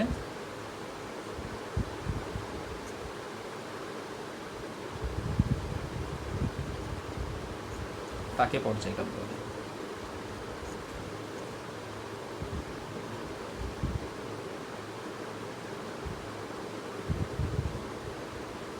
ওকে, এটা জাস্ট আমাদের বোঝার জন্য, সংজ্ঞা হিসাবে এটা খাতায় লেখা যাবে না। পরীক্ষায় যখন আসবে যে কাকে বলে পর্যায়কাল, তখন এই সংজ্ঞাটা মোটেই ইউজ করা যাবে না।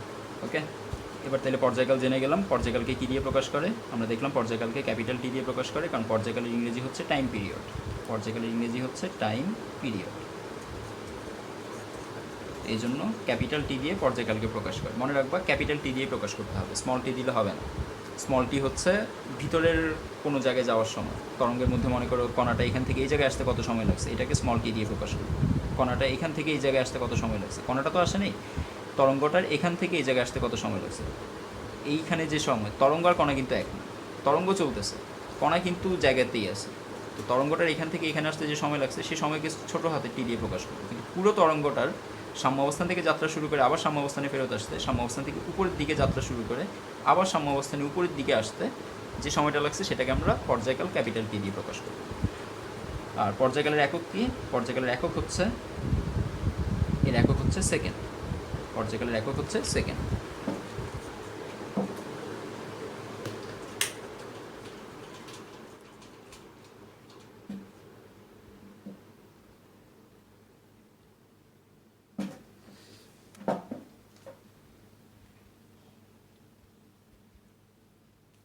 ওকে, তো পর্যায়কালের একক হচ্ছে সেকেন্ড।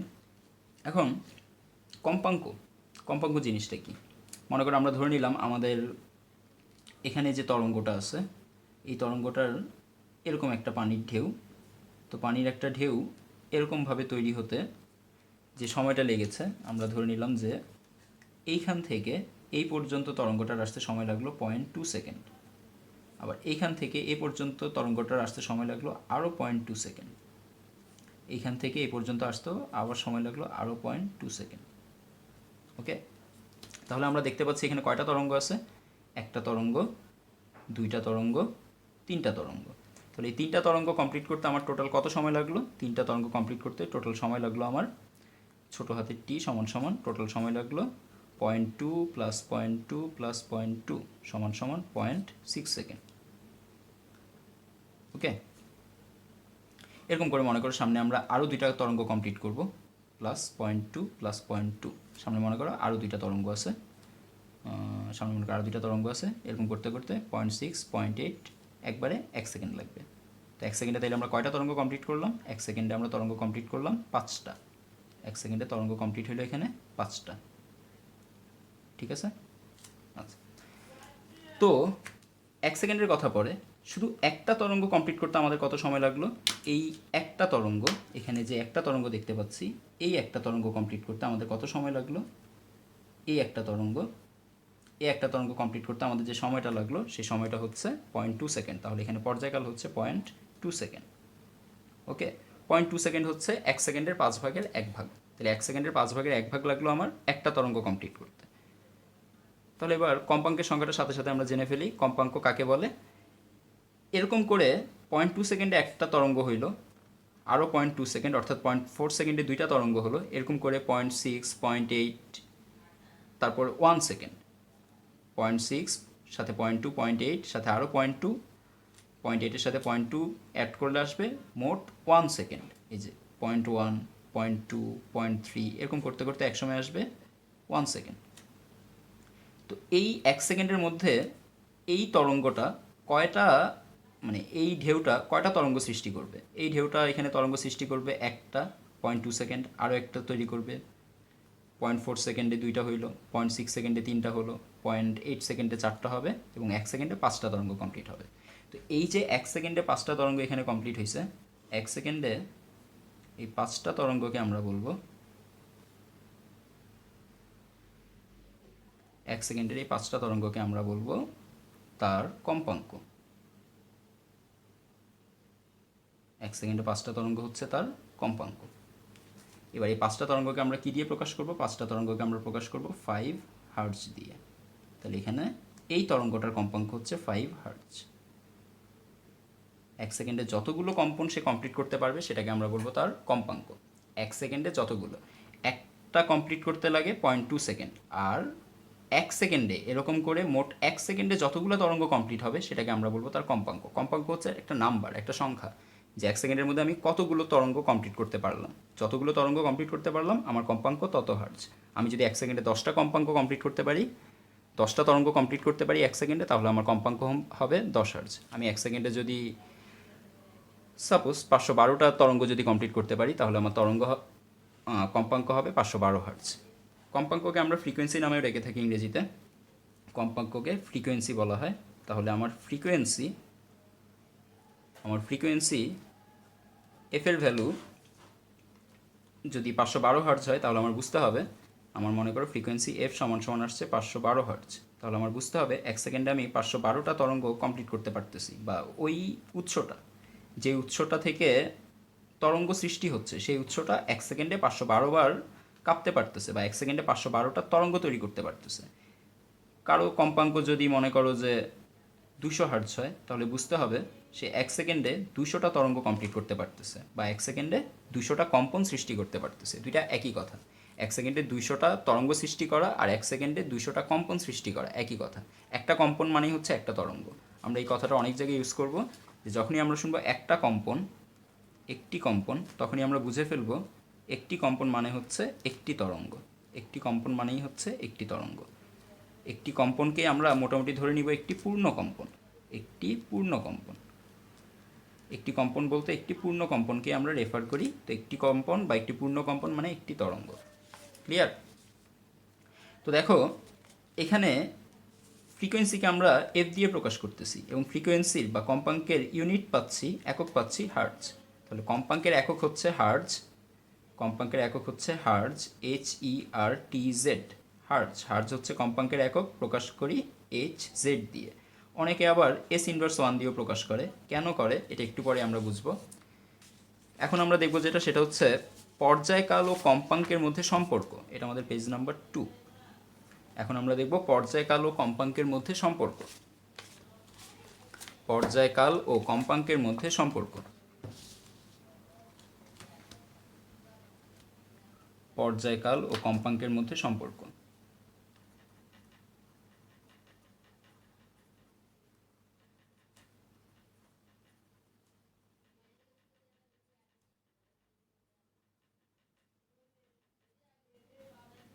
পর্যায়কাল ও কম্পাঙ্কের মধ্যে সম্পর্ক।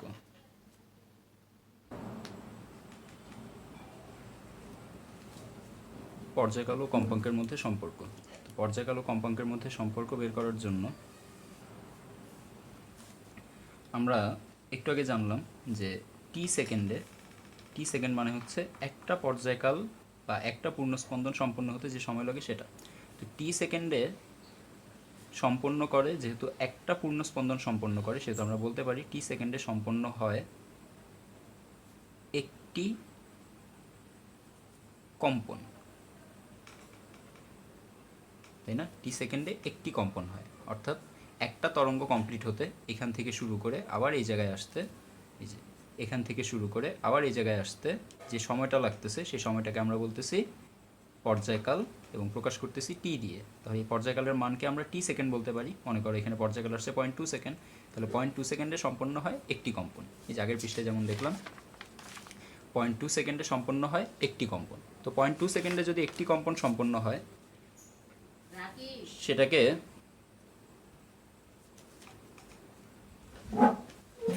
টি সেকেন্ডে যদি একটি কম্পন সম্পন্ন হয় তাহলে এক সেকেন্ডে কতগুলো কম্পন সম্পন্ন হবে?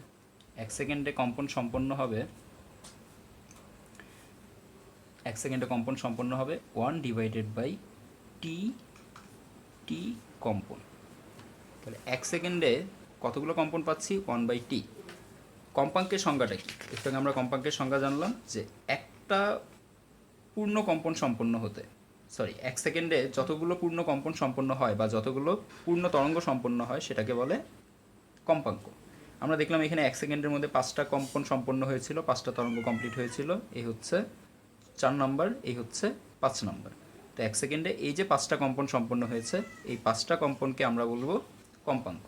এক সেকেন্ডে যতগুলো পূর্ণ কম্পন কমপ্লিট হবে সেটাকেই আমরা বলবো কম্পাঙ্ক। তাহলে এখানে এক সেকেন্ডে কম্পাঙ্ক পেলাম 1/tt। তাহলে এটাকে আমরা প্রকাশ করবো এখন এফ দিয়ে। এফ সমান সমান 1/t। এটা হচ্ছে আমার কম্পাঙ্ক আর পর্যায়কালের মধ্যে সম্পর্ক। এফ ইকুয়াল টু 1/t, বা এফ এর সাথে যদি টি গুণ করি তাহলে আসবে 1। ঠিক আছে, এটাও একটা রিলেশন এফ ও টি এর মধ্যে, এটাও একটা রিলেশন। দুইটাকে চিনে রাখতে হবে, পরীক্ষায় অপশন হিসেবে আসতে পারে এফ ইকুয়াল টু 1/t বা এফ টি ইকুয়াল টু 1। অর্থাৎ যদি তোমার কোনো তরঙ্গের পর্যায়কাল জানা থাকে তাহলে তুমি কম্পাঙ্ক জেনে যাবা, কারণ দেখো উপরে 1। তো তুমি যদি পর্যায়কাল জেনে যাও কম্পাঙ্ক জেনে যাবা, আবার কম্পাঙ্ক যদি জেনে যাও পর্যায়কালও জেনে যাবা, ভাইস ভার্সা রুলস। এখান থেকে আমরা টি এর জন্য বলতে পারি টি ইকুয়ালস হচ্ছে 1/f। তাহলে আমরা দেখলাম কম্পাঙ্ক এবং পর্যায়কাল F equal to 1/t, T equal to 1/f। Okay, এটাই হচ্ছে পর্যায়কাল ও কম্পাঙ্কের মধ্যে সম্পর্ক। আমরা একটা এক্সাম্পল দেখি। মনে করো পর্যায়কাল বলে দিছে কোনো একটা তরঙ্গের পর্যায়কাল, বাংলায় বলছে কোনো একটা তরঙ্গের পর্যায়কাল, আমি একটু সংক্ষেপে লিখলাম টি সমান সমান 0.2 সেকেন্ড। কোনো একটা তরঙ্গের পর্যায়কাল লেখা আছে 0.2 সেকেন্ড। তাহলে তরঙ্গটির কম্পাঙ্ক কত? তরঙ্গটির কম্পাঙ্ক কত?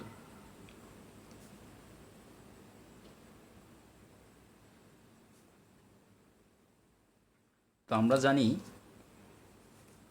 কম্পাঙ্ক চেয়েছে, অর্থাৎ এফ চেয়েছে। এফ ইকুয়াল টু কত? টি এর ভ্যালু দেওয়া আছে 0.2 সেকেন্ড।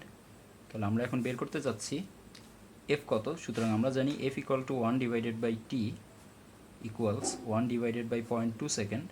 1কে 0.2 সেকেন্ড দিয়ে ভাগ দিলে দেখো এই পয়েন্টের জন্য উপরে আমরা একটা 1 লিখলাম, পয়েন্টের পরে একটা প্লেস আছে, একটা ডিজিট আছে, এই জন্য একটা 0, একটা ঘর আছে এই জন্য একটা 0। তাহলে নিচে আছে 2, উপরে আছে 10 × 1, উপরে আছে 10, নিচে আছে 2, 2 দিয়ে কাটাকাটি করলে পাবো 5। তাহলে আমাদের এখানে কম্পাঙ্ক হচ্ছে 5 হার্টজ, যেটা আমরা একটু আগে হিসাব করে বের করেছিলাম। এখানে আমরা একটু আগে হিসাব করে বের করেছিলাম যে 0.2 সেকেন্ডে যদি একটা কম্পন কমপ্লিট হয় তাহলে 1 সেকেন্ডের মধ্যে এরকম কম্পন কমপ্লিট হবে টোটাল 5টা, অর্থাৎ এখানে কম্পাঙ্ক হবে 5 হার্টজ। একটা কম্পন, 2টা তরঙ্গ বা 2টা কম্পন, 3টা তরঙ্গ বা 3টা কম্পন, 4টা তরঙ্গ বা 4টা কম্পন, 5টা তরঙ্গ বা 5টা কম্পন। 1 সেকেন্ডে 5টা কম্পন কমপ্লিট হয়েছিল, তাই ওইখানে কম্পাঙ্ক ছিল 5 হার্টজ। এরকম করে কারো পর্যায়কাল যদি 0.1 সেকেন্ড হয়, পর্যায়কাল যদি 0.1 সেকেন্ড হয়, তবে তার কম্পাঙ্ক হবে পর্যায়কাল 0.1 সেকেন্ড হয়, তবে তার কম্পাঙ্ক হবে f সমান সমান 1/(0.1)। তো দেখো 0.1 জন্য পয়েন্ট উঠিয়ে দিলাম, উপরে আসবে 1 0, আমরা এখানে পাবো 10 হার্টজ। অর্থাৎ একটা তরঙ্গ কমপ্লিট করতে যদি 0.1 সেকেন্ড লাগে, তাহলে 1 সেকেন্ডের মধ্যে তরঙ্গ কমপ্লিট করবে 10 হার্টজ, মানে 10টা কম্পন কমপ্লিট করবে। এটাই হচ্ছে তার কম্পাঙ্কের অর্থ। পরীক্ষায় আসতে পারে যে কোনো বস্তুর কম্পাঙ্ক, তরঙ্গ সৃষ্টিকারী কোনো বস্তুর কম্পাঙ্ক যদি 20 হার্টজ হয়, তাহলে এই 20 হার্টজ বলতে তুমি কী বুঝো? তখন তুমি বলবা যে 20 হার্টজ বলতে বোঝায় তরঙ্গ সৃষ্টিকারী কোনো কণা 1 সেকেন্ডে 20টি পূর্ণ তরঙ্গ সম্পূর্ণ করতে পারবে। 20 হার্টজ বলতে বোঝায়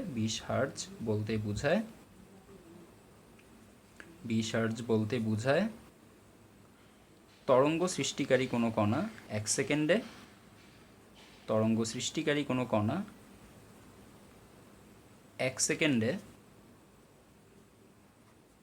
20টি তরঙ্গ সম্পন্ন করতে পারে।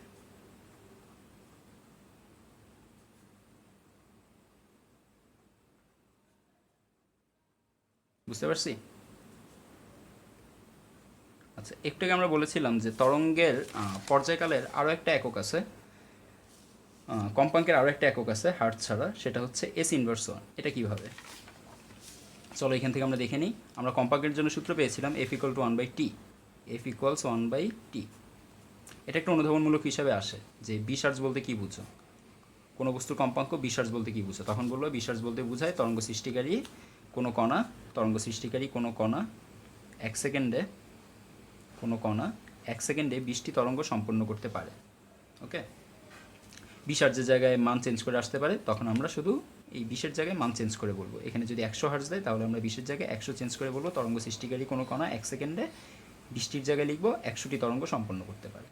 ক্লিয়ার? এবার F=1/T, এটার একক কীভাবে হার্টজ হয়, আবার এটার একক কীভাবে S−1 হয়।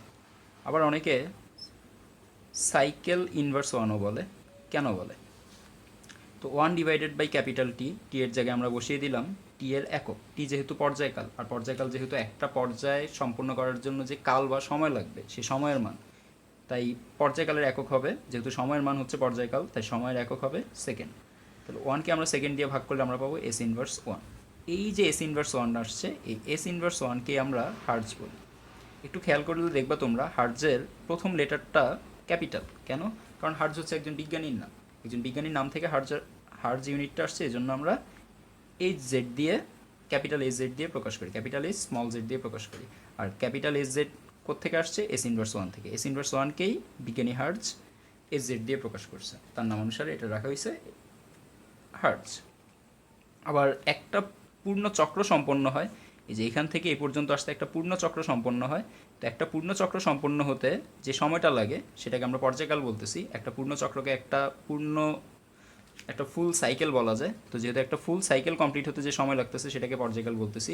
তাহলে এই ফুল সাইকেল কমপ্লিট হতে যদি 0.2 সেকেন্ড লাগে, এটাকে আমরা এভাবে বলতে পারি 0.2 সেকেন্ড পার সাইকেল, অর্থাৎ প্রতি সাইকেলে 0.2 সেকেন্ড করে লাগতেছে। এটা এইভাবে বলতে পারি 0.2 সেকেন্ড পার সাইকেল। এখন পার সাইকেল কীভাবে বুঝাবো? এখানে একটা স্ল্যাশ দিয়ে অথবা 0.2 সেকেন্ড সাইকেল লিখে উপরে একটা ইনভার্স 1 দিয়ে। ঠিক আছে? তাহলে সাইকেল ইনভার্স 1 এটা হচ্ছে তরঙ্গের কম্পাঙ্কের একটা একক। 3টা একক দেখলাম, একটা হচ্ছে হার্টজ, একটা হচ্ছে S−1, আর একটা হচ্ছে সাইকেল ইনভার্স 1। পর্যায়কাল ও কম্পাঙ্কের মধ্যে সম্পর্ক এ পর্যন্ত দেখা হলো। এর পরের টপিক যেটা, সেটা হচ্ছে তরঙ্গ বেগ, তরঙ্গ দৈর্ঘ্য, বিস্তার দশা। বিস্তার দশা এই দুইটা একটু ছোট, এই দুইটাকে আমরা একটু আগে বলে ফেলি। বিস্তার ও দশা এই দুইটাকে আমরা আগে কমপ্লিট করে ফেলি। এখানে বিস্তার দেখব এখন, আর দেখব দশা। এটা গেল পেজ নাম্বার 2। এবার পেজ নাম্বার 3, বিস্তার ও দশা। তো প্রথমে বিস্তারটা দেখি। বিস্তার কি?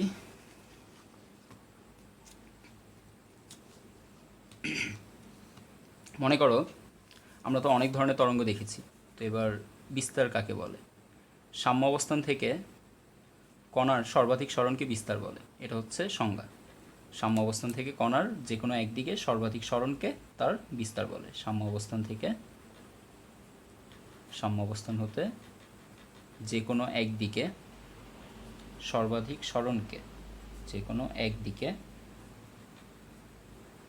সর্বাধিক সরণকে বিস্তার বলে। সর্বাধিক সরণকে সাম্য অবস্থান থেকে যে কোনো একদিকে সর্বাধিক সরণকে বিস্তার বলে। বিস্তারকে আমরা ইংরেজিতে অ্যাম্প্লিটিউড বলি। বিস্তারকে ইংরেজিতে বলা হয় অ্যাম্প্লিটিউড। অ্যাম্প্লিটিউড। তো এই অ্যাম্প্লিটিউডের প্রথম অক্ষর দিয়ে বিস্তারকে প্রকাশ করা হয়। আমরা যখনই বিস্তার শুনবো তখন বিস্তারকে প্রকাশ করব এ দিয়ে, এবং বিস্তারের একক হবে মিটার। বিস্তারের একক হবে মিটার। বিস্তার যেহেতু একটা দৈর্ঘ্য, যে কোনো একদিকে সর্বাধিক সরণ যেহেতু, আচ্ছা সরণের একক তো আমরা জানি, সরণের এককই হচ্ছে বিস্তারের একক, তাহলে সরণের একক আমরা জানি মিটার, বিস্তারের এককও মিটার। এখন কিভাবে আসে? আমরা পানির ঢেউয়ের দিকে তাকালে বিস্তারকে এইভাবে দেখতে পাই। এটা হচ্ছে আমাদের সাম্য অবস্থান, এই স্ট্রেট লাইনটা হচ্ছে আমাদের সাম্য অবস্থান। এই সাম্য অবস্থান থেকে দেখো একটা কণা এতটুকু উঠতে পারছে, আরেকটা কণা এই পর্যন্ত উঠলো, আরেকটা কণা দেখো এই পর্যন্ত উঠতে পারছে, আর মাঝখানের কণাটা দেখো সবচেয়ে বেশি উঠছে। আবার নিচে নামার ক্ষেত্রে খেয়াল করো, একটা কণা এই পর্যন্ত নামছে, আরেকটা কণা এই পর্যন্ত নামছে, কিন্তু মাঝখানের কণাটা সবচেয়ে বেশি নামছে। তাহলে সাম্য অবস্থান থেকে, এই হচ্ছে সাম্য অবস্থান, সাম্য অবস্থান থেকে যেই কণাটা সবচেয়ে বেশি পরিমাণে সরতে পারছে, অর্থাৎ সবচেয়ে বেশি সরণ যে কণাটার হয়েছে, সেই কণাটার সরণকে অর্থাৎ এই পয়েন্ট থেকে এই পয়েন্টের যে সরণ, এই সরণকে আমরা বলবো তার বিস্তার। ঠিক আছে? এই সরণকে এখান থেকে এই পর্যন্ত যে কণাটা যতটুকু সরছে, এই সরণকে আমরা এক্স দিয়ে প্রকাশ করব। তো এখানে সরণের ভ্যালু হচ্ছে কম, এখানে সরণের ভ্যালু আরেকটু বেশি, এখানে সরণের ভ্যালু আরও অনেক বেশি, x1 x2 x3। এই কণার সরণকে বললাম x1, এই কণার সরণকে বললাম x2। এই কণা এখান থেকে এই জায়গায় সরছে, এই কণার সরণকে বললাম x3। এই কণা এখান থেকে এই পর্যন্ত সরছে, এটা সরণকে বললাম x4, x3 বললাম, এটা x1 x2 x3, তাহলে এটাকে বললাম x4। x4 এর ভ্যালুটা কত? x4 এর ভ্যালুটা হচ্ছে a। অর্থাৎ যখনই সর্বোচ্চ পরিমাণে সরণ হবে, সেই সর্বোচ্চ পরিমাণে সরণকে আমরা এ দিয়ে প্রকাশ করব। অর্থাৎ সর্বোচ্চ পরিমাণে সরণ, সাম্য অবস্থান থেকে কণার সর্বোচ্চ পরিমাণ সরণটাই হচ্ছে তার বিস্তার। তাহলে এখানে মনে করো বিস্তারটা কত হইতে পারে? দেখতে পাচ্ছি খুবই ছোট একটা দৈর্ঘ্য, মনে করি এখানে বিস্তারটা হচ্ছে 1 সেন্টিমিটার। এখানে বিস্তারটা হচ্ছে আমরা ধরে নিলাম 1 সেন্টিমিটার, আচ্ছা 0.5 সেন্টিমিটার ধরে নিলাম। তাহলে এখানে বিস্তার সরণ হচ্ছে x4, এখান থেকে এই পয়েন্টের সরণকে x4 ধরেছি, আর x4টা সর্বাধিক ছিল, এই জন্য x4কে আমরা বলবো x4ই হচ্ছে বিস্তার। বিস্তারের ভ্যালু কত? 0.5 সেন্টিমিটার মতো দেখা যাচ্ছে, তাহলে এখানে বিস্তার হচ্ছে 0.5 সেন্টিমিটার। ওকে, এটাই হচ্ছে বিস্তার। আমরা আরেকটা এক্সাম্পল থেকে দেখতে পারি বিস্তার কীরকম। মনে করো সরল দোলক এখান থেকে দুলতে দুলতে যখন এই পর্যন্ত আসছে, এই পর্যন্ত আসার পরে তার বেগ শূন্য হয়ে গেল। দেখো এখান থেকে যখন উপরে উঠবে বেগ কমতে থাকবে, কমতে এখানে এসে একদম থেমে যাবে। এখানে এসে থেমে আবার এখান থেকে পড়া শুরু করবে, এখান থেকে পড়তে পড়তে এখানে এসে বেগ সবচেয়ে বেশি হবে, আবার এখান থেকে বেগ কমতে এখানে এসে বেগ একদম জিরো হয়ে যাবে। তাহলে দেখো আমাদের এই পেন্ডুলামটা, সিম্পল পেন্ডুলামটা, এটা হচ্ছে তার সাম্য অবস্থান। এই যে এখানে যেমন সাম্য অবস্থান ছিল এই লাইন, এবার এখানে সাম্য অবস্থান হচ্ছে এই মাঝখানের পয়েন্টটা। এই সাম্য অবস্থানটা, এখানেও কিন্তু সাম্য অবস্থানটা দেখো মাঝামাঝি আছে, এদিকে একটা সাইড আছে, এদিকে একটা সাইড আছে, এই দুই সাইডের মাঝামাঝি হচ্ছে সাম্য অবস্থান।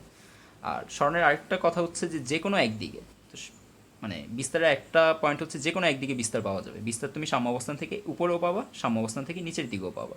সাম্য অবস্থান থেকে উপরের দিকেও যতটুকু সরবে সর্বোচ্চ, সাম্য অবস্থান থেকে নিচের দিকেও সর্বোচ্চ ততটুকু সরবে। অর্থাৎ এখানে x4 এর ভ্যালু যেমন a, এটা মনে করো x4, এটা x5, x6, এটা মনে করো x7, এখানে x7 এর ভ্যালুটাও a। তাহলে দেখো উপরের দিকেও সর্বোচ্চ যতটুকু সরে তরঙ্গের সময়, নিচের দিকেও ততটুকু সরে। অর্থাৎ বিস্তার উপরের দিকে যা, নিচের দিকেও তা। উপরের দিকে বিস্তার হইলে সেটাকে আমরা বলবো পজিটিভ বিস্তার, আর নিচের দিকে হইলে সেটাকে আমরা বলবো নেগেটিভ বিস্তার। এখানে বিস্তারটা হচ্ছে নেগেটিভ, আর এখানে বিস্তারটা হচ্ছে পজিটিভ। এখানের দিকে খেয়াল করলে আমরা দেখতে পাই সাম্য অবস্থান থেকে সে একবার ডান দিকে যাচ্ছে, ডান দিকে যেতে যেতে এখানে এসে থেমে গেছে, থেমে আবার নিচে পড়া শুরু করছে। তো এখানে এসে যখন থেমে গেল, সাম্য অবস্থান থেকে সে এই পর্যন্ত আসতে পারছে, এই পয়েন্টটা হচ্ছে তার সর্বোচ্চ সীমা, এর বাইরে সে আর যেতে পারতেছে না। তো এই সর্বোচ্চ সীমাকে আমরা বলবো তার সর্বাধিক বিস্তার, এটাকে বলবো পজিটিভে। এবার এখান থেকে আস্তে আস্তে সাম্যাবস্থানে আসলো, সাম্যাবস্থানে আস্তে আস্তে সংখ্যারেখার ঋণাত্মকের দিকে যাইতে থাকলো। আমরা যদি এখানে একটা সংখ্যারেখা কল্পনা করি, সাম্যাবস্থানটাকে যদি মূলবিন্দু ধরি, তাহলে এখানে সাম্যাবস্থান থেকে সংখ্যারেখার ধনাত্মক অংশ আছে, এখানে সাম্যাবস্থান থেকে সংখ্যারেখার ঋণাত্মক অংশ আছে। ওকে, তাহলে সাম্যাবস্থান থেকে এবার ঋণাত্মকের দিকে যাইতে যাইতে আবার দেখো এখানে এসে বেগ শূন্য হয়ে গেল। এখানে এসে যখন বেগ শূন্য হয়ে যাবে তখন এটাই হচ্ছে তার সর্বোচ্চ বিস্তার, এর বেশি সে আর বিস্তৃত হতে পারবে না, এর বেশি আর যেতে পারবে না। তাহলে এখানে যেহেতু তার সর্বোচ্চ বিস্তার, এই বিস্তারকে আমরা বলবো নেগেটিভে। সংখ্যারেখার ঋণাত্মকে আছে এই জন্য এটা নেগেটিভে, সংখ্যারেখার ধনাত্মকে আছে এই জন্য এটা পজিটিভে। তাহলে এখানে বিস্তারটা হচ্ছে, আমরা মূল বিন্দুকে এখানে দেখাইলাম আর সর্বাধিক বিস্তারকে এখানে দেখাইলাম।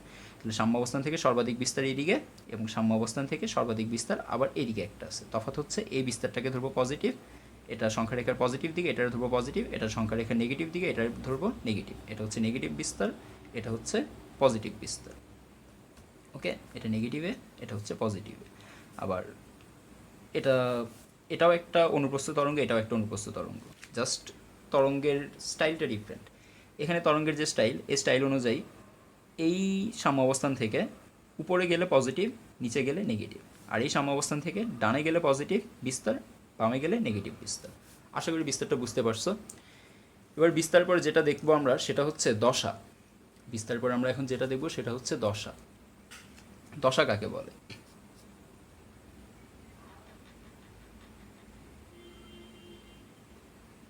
তরঙ্গস্থিত কোনো কণার, অর্থাৎ তরঙ্গের মধ্যে অবস্থিত, তরঙ্গস্থিত, বইয়ে দেখবা সংজ্ঞাটা তরঙ্গস্থিত এভাবে লেখা আছে।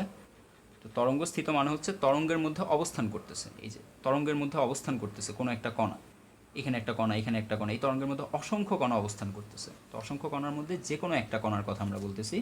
তরঙ্গস্থিত কোনো কণা, কোনো কণার যে কোনো সময়ে, যে কোনো সময়ে, তরঙ্গস্থিত কোনো কণার যে কোনো সময়ে তরঙ্গের, তরঙ্গস্থিত কোনো কণার যে কোনো সময়ে তরঙ্গের বেগ, ত্বরণ, সরণ ইত্যাদি প্রকাশক রাশিকে, ইত্যাদি মানে আরও কিছু ব্যাপার আছে, এগুলো আমরা পরে জানতে পারবো। দশার মধ্যেও ব্যাপার আছে, আদি দশা আছে, আদি দশার পরবর্তীতে বিভিন্ন সময়ের জন্য বিভিন্ন দশা। তো তরঙ্গস্থিত কোনো কণার যে কোনো সময়ের তরঙ্গের বেগ, সরণ, ত্বরণ ইত্যাদি প্রকাশক রাশিকে দশা বলে, ইত্যাদি প্রকাশক রাশিকে দশা বলে, ইত্যাদি প্রকাশক রাশিকে দশা বলে।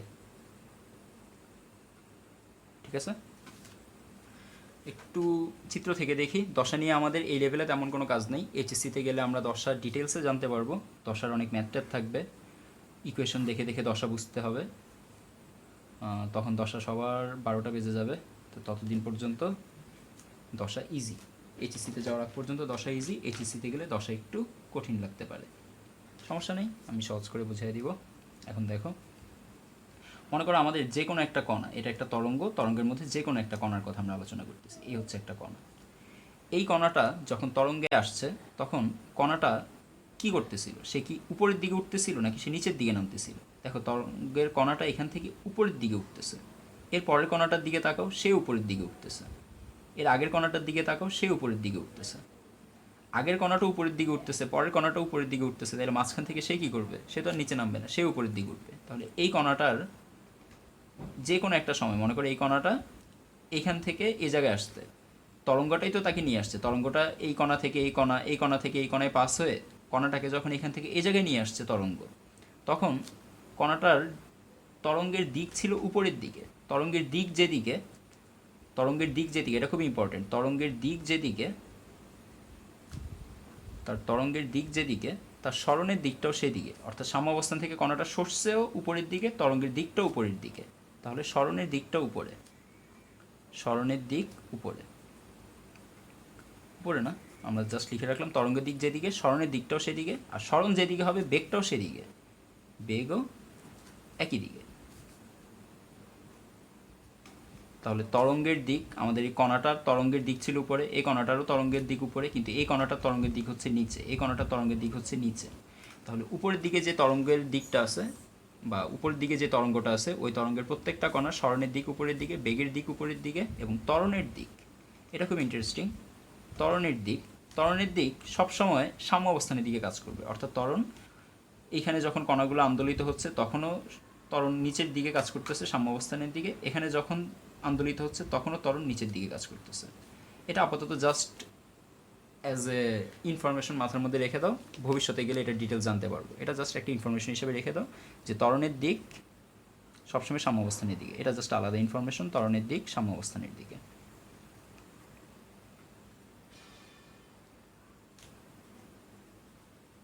ওকে, আচ্ছা, এবার একটু খেয়াল করি আমরা এই কণাটার যেই দশা, এই কণাটার দশা মানে হচ্ছে তার দিক, তার তরঙ্গের দিক, তার সরণের দিক, তার বেগের দিক, তার ত্বরণের দিক ইত্যাদির সাথে এই কণাটার দশা কি ম্যাচ করে? এই কণাটার দেখো তরঙ্গের দিক নিচের দিকে, তাহলে তার বেগের দিকটাও নিচের দিকে, তার সরণের দিকটাও নিচের দিকে, তার বেগও নিচের দিকে থাকবে, সরণও নিচের দিকে, সরণ যেদিকে বেগ সেদিকেই থাকে। আর আমরা জানি তরঙ্গ যেদিকে থাকবে, ওয়েভ যেদিকে থাকবে, সরণও সেদিকে হবে, সরণও সেই দিকে হবে, আর সরণ যেদিকে বেগটাও সেদিকে। তুমি মনে করো এখান থেকে এই জায়গায় হেঁটে হেঁটে যাচ্ছে, তাহলে তোমার বেগটাও এদিকে থাকবে, তোমার ত্বরণটাও ধরে নিলাম এদিকেই থাকবে। ত্বরণ নিয়ে বেশি কথা না বাড়ে, পরে প্যাচ লেগে যাবে। তাহলে এখানে আমরা ধরতে পারতেছি যে তরঙ্গের মধ্যে এই দুইটা কণার সেম দশায় নাই। এই তরঙ্গের দিক উপরে, এই তরঙ্গের দিক নিচে, এটা সরণ উপরে, এখান থেকে উপরের দিকে সরণ হয়েছে, এটার এখান থেকে নিচের দিকে সরণ হয়েছে। আবার বেগ আলাদা, সরণ আলাদা, সরণের দিক আলাদা, তরঙ্গের দিক আলাদা, এই জন্য আমরা বলবো এই দুইটা কণা ভিন্ন দশা সম্পন্ন। কিন্তু এই কণাটা আর এই কণাটার দিকে তাকাও, সাম্য অবস্থান থেকে এই কণাটার সরণ যতটুকু হয়েছে, সাম্য অবস্থান থেকে এই কণাটারও সরণ ততটুকু। এবার এই কণাটাও এখান থেকে উপরের দিকে উঠতেছিল, এই কণাটাও এখান থেকে উপরের দিকে উঠতেছে, ঠিক আছে? আবার এই কণাটার কথা আর এই কণাটার কথা চিন্তা করো, এই কণাটাও ঠিক সাম্য অবস্থানে আছে, এই কণাটাও ঠিক সাম্য অবস্থানে আছে। এরা সাম্য অবস্থানেই থাকবে সবসময়, এরা সাম্য অবস্থান থেকে নড়বে না। এদের পরের কণাগুলো নড়বে, কিন্তু এরা কখনো নড়বে না। একটু ছোটো হয়ে গেছে, এবার ঠিক আছে। এর পরের কণাগুলো নড়বে না, এটা সাম্য অবস্থানে থাকবে, এটাও সাম্য অবস্থানে থাকবে, এই কণাটাও সবসময় সাম্য অবস্থানে থাকবে। এরাও সব সময় একই অবস্থানে থাকতেছে, তাই এদের বেগ, সরণ, ত্বরণের দিকও একই জায়গায় থাকবে। এরা সমদশা সম্পন্ন। এই পয়েন্টের দিকে তাকাও, এই পয়েন্টটা সমদশা সম্পন্ন, এই পয়েন্টটা সমদশা সম্পন্ন, আবার এই পয়েন্ট এরা আবার সমদশা সম্পন্ন। এখানে এই পয়েন্টটা যেরকম, এখানে এই পয়েন্টটাও সেরকম সমদশা সম্পন্ন। এখানে এই পয়েন্টটা যেরকম, এখানে এই পয়েন্টটাও সেরকম সমদশা সম্পন্ন। আমরা যদি একটা তরঙ্গ আঁকি, একটা তরঙ্গ এঁকে যদি 4-5টা পয়েন্ট নির্ধারণ করি, এটা হচ্ছে এ পয়েন্ট, এটা হচ্ছে ধরলাম ও পয়েন্ট, এটা হচ্ছে এক্স পয়েন্ট, এটা হচ্ছে ধরলাম সি পয়েন্ট। আমরা আরেকটু বাড়াই,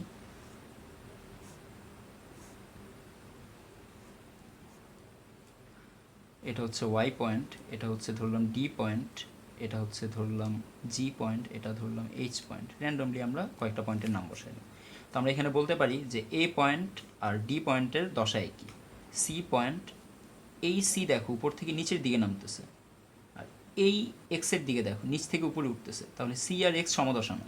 ওর দিকে দেখো, ও এখান থেকে উপরের দিকে যাচ্ছে, আর এ বিন্দু থেকে উপরের দিকে যাচ্ছে। এখানে এই পয়েন্টটা এখান থেকে উপরের দিকে যাবে বা নিচ থেকে উপরে আসছে, একই কথা।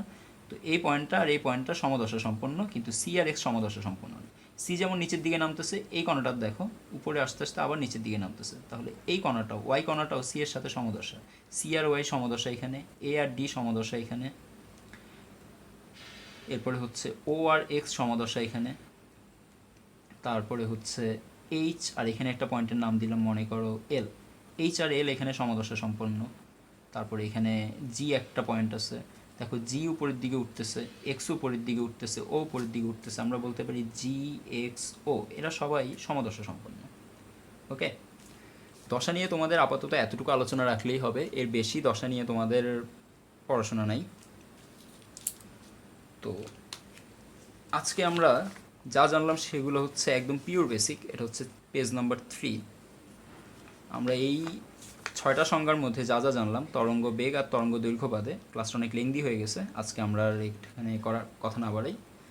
আমরা নেক্সট দিন তরঙ্গ বেগ আর তরঙ্গ দৈর্ঘ্য থেকে শুরু করব, তরঙ্গের ওয়েভ লেকচার নাম্বার 2 থেকে। ওইখানে আমরা আরও ম্যাথও দেখব, সেখানে আমরা আরও একটা সূত্র দেখব, তরঙ্গ বেগ আর তরঙ্গ দৈর্ঘ্যের মধ্যে সম্পর্কজনিত একটা সূত্র দেখব, V equal to F lambda, V equal to F lambda. এই সূত্রটা দেখব কীভাবে আসছে।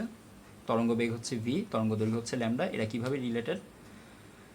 আবার এফের জায়গায় আমরা আবার টিকে নিয়ে আসতে পারি, তখন ভি সমান সমান ল্যামডা ডিভাইডেড বাই টি হয়ে যাবে। তো এই সূত্রগুলো কীভাবে আসে নেক্সট দিন আমরা তরঙ্গ বেগ আর তরঙ্গ দৈর্ঘ্য পড়ার সময় ডিটেলসে জানতে পারবো। আজকে আপাতত 1 নম্বর লেকচারে আমরা এই পর্যন্তই সমাপ্ত করলাম। এটা হচ্ছে পেজ 1, পেজ 2, তোমরা পেজগুলোর ছবি তুলে ফেলো। এই হচ্ছে পেজ নাম্বার 1, এই হচ্ছে পেজ নাম্বার 2, মানে পেজ 1-এর অপর পৃষ্ঠা। এই হচ্ছে পেজ 2, এই হচ্ছে পেজ 2-এর অপর পৃষ্ঠা। এই হচ্ছে পেজ 3, পেজ 3-এর আজকের অপর পৃষ্ঠায় গেলাম না, ক্লাসটা অনেক লেংদি হয়ে গেছে। তো আজকে আমাদের ক্লাস এই পর্যন্তই। ভালো থেকো, সুস্থ থেকো, আল্লাহ হাফেজ।